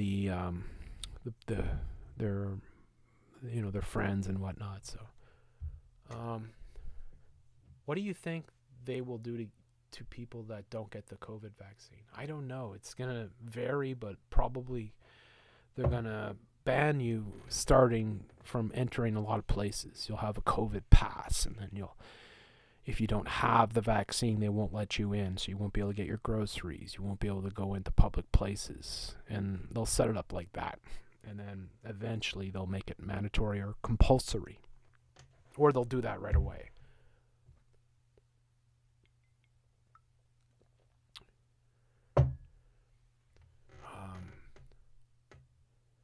Eric says, I also grew up climbing trees and throwing rocks at each other. Now the word play date is thrown around. Possibly the gayest phrase I've ever heard. Play date, yeah. Good Lord, eh? Hi, Lopez. My nephew is autistic, and my little sister just glued an iPad to his poor little hands. I can't tell her, though, because she's blind, deaf, and dumb when it comes to the real world. Yeah.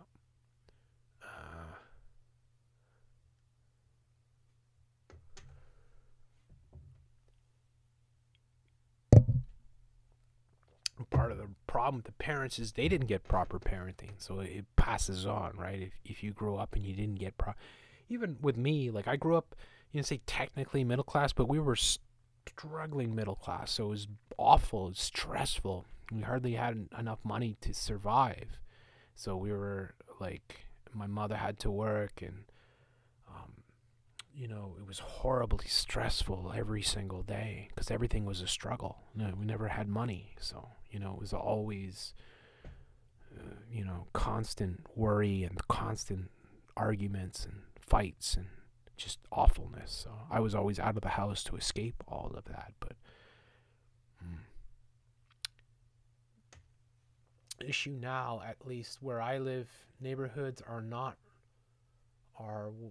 well neighborhoods anymore. Neighbors don't speak. Yeah, that's right. Yeah, neighbors don't speak to each other. They don't get to know each other. They don't trust each other. They don't form communities. And that's all by design too, because they don't want you to trust your neighbor. They don't want you, you know, they want that survivor, you know, battle royale mentality to be in your brain. My ex moved back into the city, and when I told her that the kids might need to come with me on a longer voyage in the near future, she almost collapsed. She didn't see any of what's going on. Yeah. It's too bad, eh?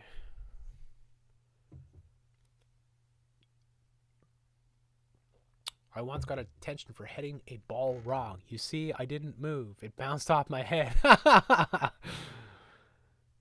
I learned how to head from a Scotsman.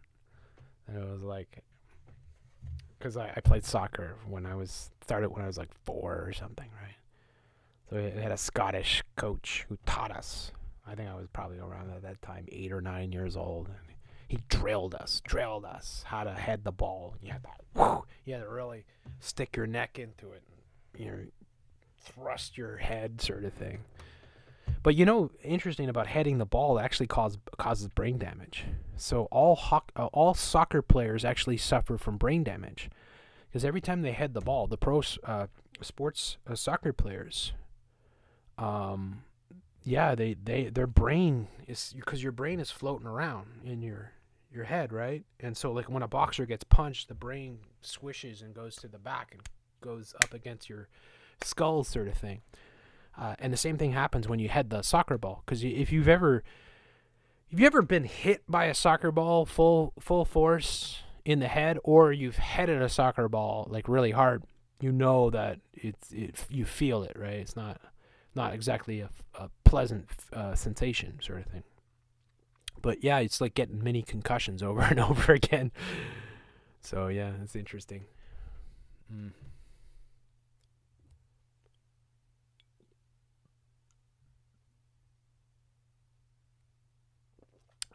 Eric says, no matter how crappy the days ahead lies, folks, get some fresh air, spend some time with your loved ones, get God's word. Yeah, I agree. Always enjoy life every day.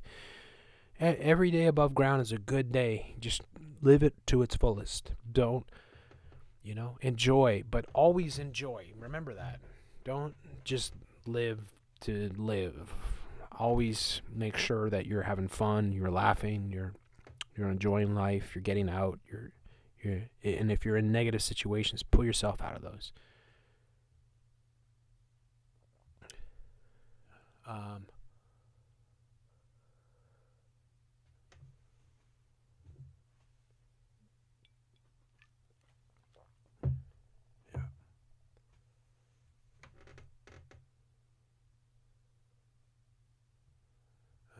Let's see here. It almost takes the head off your shoulders, and people talking about the soccer. Yeah, it's much harder than it looks. It's kind of bizarre, because it's like soccer is, Americans tend to think that soccer is not a real contact sport. But I played everything, right? I played football. I played rugby, which to me is probably the hardest, or at least most physical, and then I played baseball, and I played ice hockey, all from like when I was the smallest kid you could imagine to like into my 20s. I played every sport, and basketball, everything. And I'll tell you, the one sport that I got the most injuries from was soccer. Because soccer is one of those sports where you're getting your legs chopped out from underneath you all the time. So it's not as physical as, say, ice hockey or rugby, but the injuries are bad because you're running top speed and people are chopping at your legs. So, when you see soccer players fumble around, a lot of times it's theatrics and they're trying to draw a penalty, but there are a lot of times when it's real and it hurts like hell. And you're out of breath because you're running like so much. And heading the ball is actually, it's very violent. It may not look that unless you've tried it, but it actually kind of hurts. Like, it's not a pleasant sensation. So when you see the best soccer players in the world, Ronaldo and people like that, making these crazy heads, their brains are swishing around and everything. They're not exactly road scientists or road scholars, right? Soccer players. They even say with Brazilian soccer players, there's like a parasite that gets into their brain, because there's a lot of kids that grow up in poor neighborhoods, and they have these parasites in their heads, in their brains, that kind of turn them into more of a like, what would be the right sort of expression?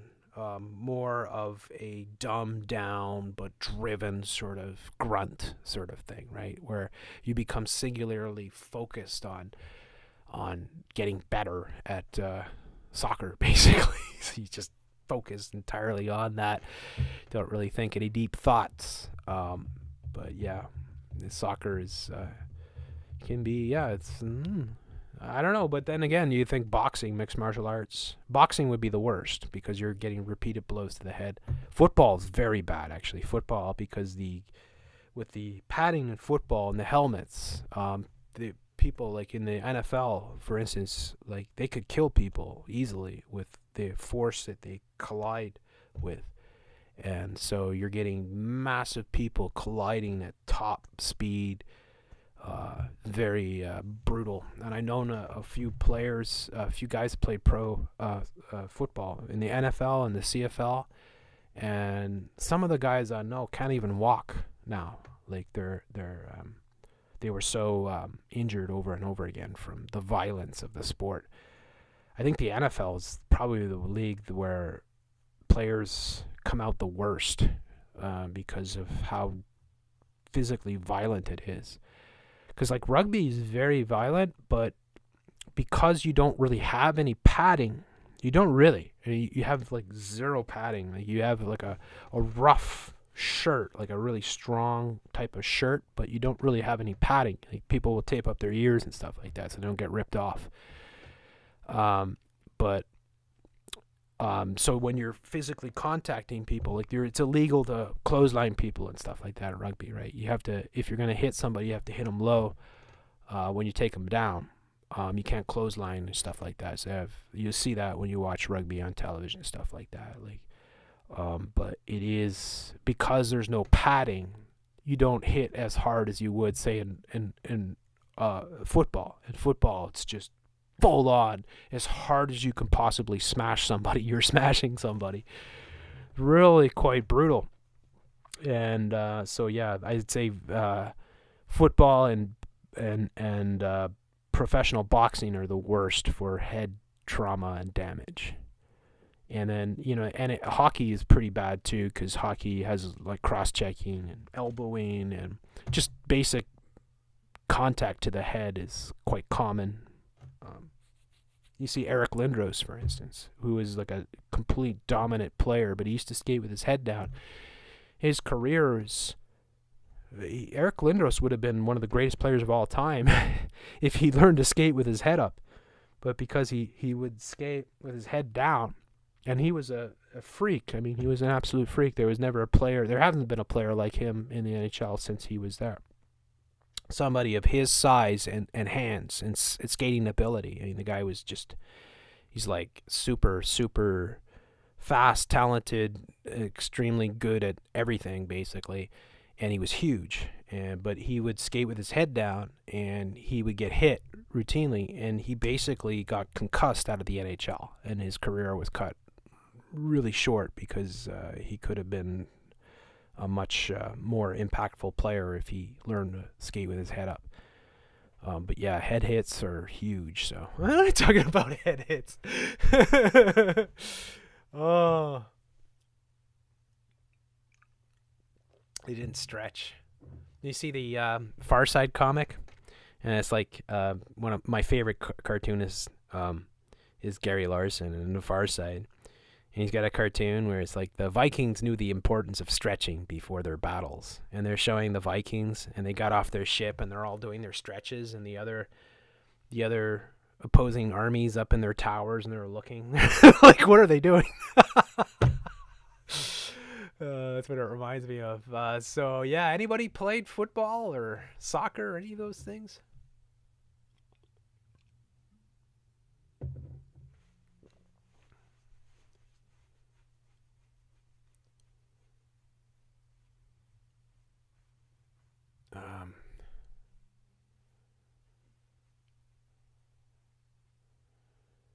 I saw a soccer ump get his head put on a spike in a field over a goal.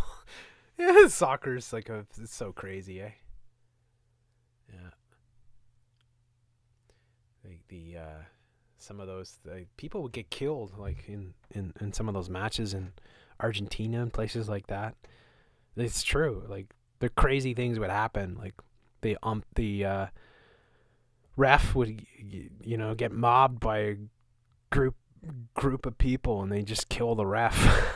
Like shit like that has actually happened several times, many times throughout soccer history, because it's so passionate. I love the game of soccer. I love it. It's wonderful. I don't like FIFA at all. I think the New World Order completely controls these sports. So, but I still enjoy the spectacle very much. But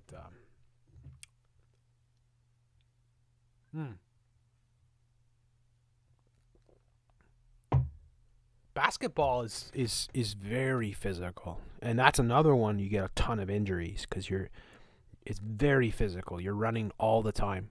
Like soccer players, I don't know if people, you'd know this if you were into soccer, but soccer players will run like 20 kilometers in a game or something like that. Like they run the entire game. They'll lose like 15 pounds or something, right, in water and salts from their body weight. That's why soccer is, like, people actually die sometimes playing soccer because it's so physically draining. Basketball is very, very athletic, extremely athletic, and very, very exhausting, but also easy to get injured in as well. And it's very physical as well because there's a lot of contact all the time, right? It's, you get the fouls when people run into each other and stuff. And these guys are huge, right? But yeah, I think all those sports, I think sports are wonderful. I think team sports are wonderful. But I think that, unfortunately, the New World Order has commandeered all these things and are now using them to program the masses and take control. No greater example than football and the characters that are kneeling during the anthems and whatnot, politicizing all these things. But yeah, it is what it is. I think, though, it's great for kids to do sports. If you think about it this way, boys are like little men, and men are hunters, right? Hunters, warriors, fighters, right? And just like cats, and you watch cats, and cats love to play, right? Well, why do cats love to play? Well, they're developing their hunting skills. And it's the same thing with boys. Like, boys are developing their hunting skills, basically, whether they know it or not. Most of them don't. So boys play, develop their coordination and their strength, just like all animals. I watch so many different animals, and I love seeing that. Love seeing animals play. But they play for a good reason. It's develop your body, develop your mind, develop your reflexes, develop your coordination, develop all these things. So it's very important for kids to play as much as possible. In fact, playing, to me, is more important than sitting in a classroom. Without a doubt, right? Like, without a doubt, because that mental sort of stimulation comes from physical sort of that need to survive for humans, puts your mind, your physical body and your mind have to be sharp as a tack to survive. As a caveman, say, for instance, you're always living on the edge. So you have to be at the best at all times. So if you're at peak fitness, you're at peak mental capacity because you're at peak fitness. Healthy body, healthy mind.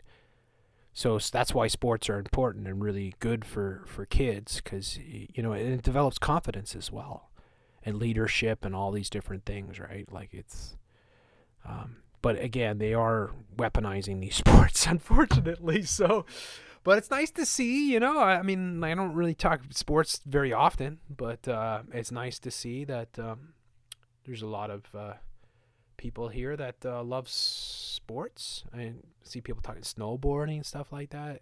I love alpine skiing. I never got into snowboarding. I would love to try it, though, because I was a skateboarder. So being a skateboarder, I had tremendous balance. I picked up alpine skiing like that. I probably told the story, but I became like nearly an expert like instantly, or like in one season of skiing. I got like a very high level of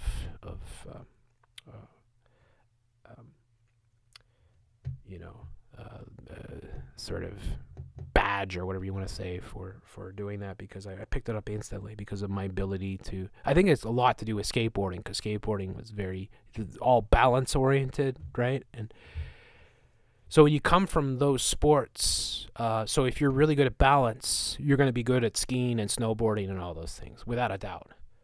So, like, if you are somebody and you're like, I never tried skiing before, I don't know if I'd be any good. Well, if you're good at balance, you're going to be really good, guaranteed. If you're good at dance and things like that, you'll be great at skiing for sure. And you should definitely try it. Alpine skiing, my gosh, it's the best to me, it's the best natural drug that is out there. I wish I could do it every day. I wish I was in like Norway well, not Norway, but that's more cross-country skiing, but say Switzerland or something like that. Although where I am, there's lots of skiing too. It's just, not quite the same level of mountains, but yeah. Anyways, I think I'm gonna have to close her up there, folks. I wanted to say, I really enjoy doing the show. Always enjoy the Bone Broth. It's always a lot of fun to do this, and I love connecting with all of you, and I'm always impressed by how intelligent and insightful and what great questions, comments, and everything that comes in doing this type of show. That's why I really look forward to doing the Bone Broth on Fridays usually, although today's Saturday. And I just want to say thanks, everyone, for coming and checking out the show and being part of the discussion tonight, taking part. It was a lot of fun. And I'll be back on Monday for the Monday Madness, of course. And Patreon show looks like it's going to be on Wednesday on Jeff C. Live. I haven't 100% confirmed, but probably will tomorrow. Probably 8 o'clock or so Eastern on Jeff C. Live. So make sure you're subbed to Jeff C. Live. I did a show on Thursday with Harry Cookie Monster. It was a great, great discussion. So if you guys haven't seen that, you want to go check that out for sure. I've got some more big shows coming up, some more mystery guests, hopefully some big ones to announce pretty soon. So lots of stuff coming, lots of videos. And we'll keep on keeping on. Keep on, everyone. Don't let this NWO destroy your life and your love and fun and family and good times. Like, go out and have good times. Go out and enjoy life. You never know. You gotta take each day and make the most of it. And doing this show is I'm so privileged and blessed to have such a great show with such a great audience and all that. So I just want to say much love and God bless you all. Thank you all so much for coming on tonight with the Bone Broth. All right, so I'll close out here, and I'll see you guys all on Monday for sure. Much love, folks. Finish this out. Let's go to that Bone Broth video. I'm not cool like you. I'm hot. Burning. Fire.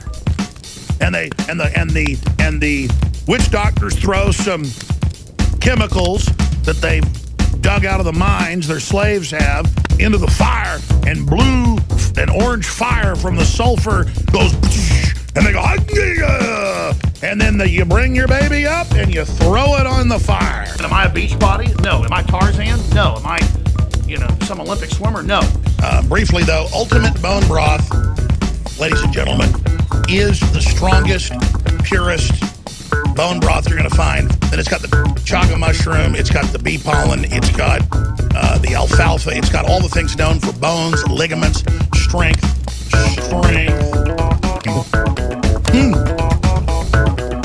It tastes like Ovaltine if it's mixed in with some fruit and sugar. But you have to order a lot of this when you do it. And we are close to selling out of it.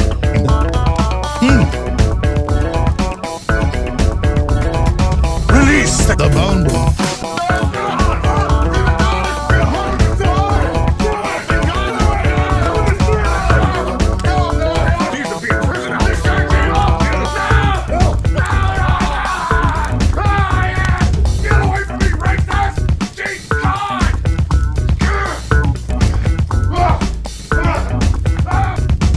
Biggest secrets out there. I mean, there are huge archaeological reports, all sorts of anthropology studies. Look them up for yourself.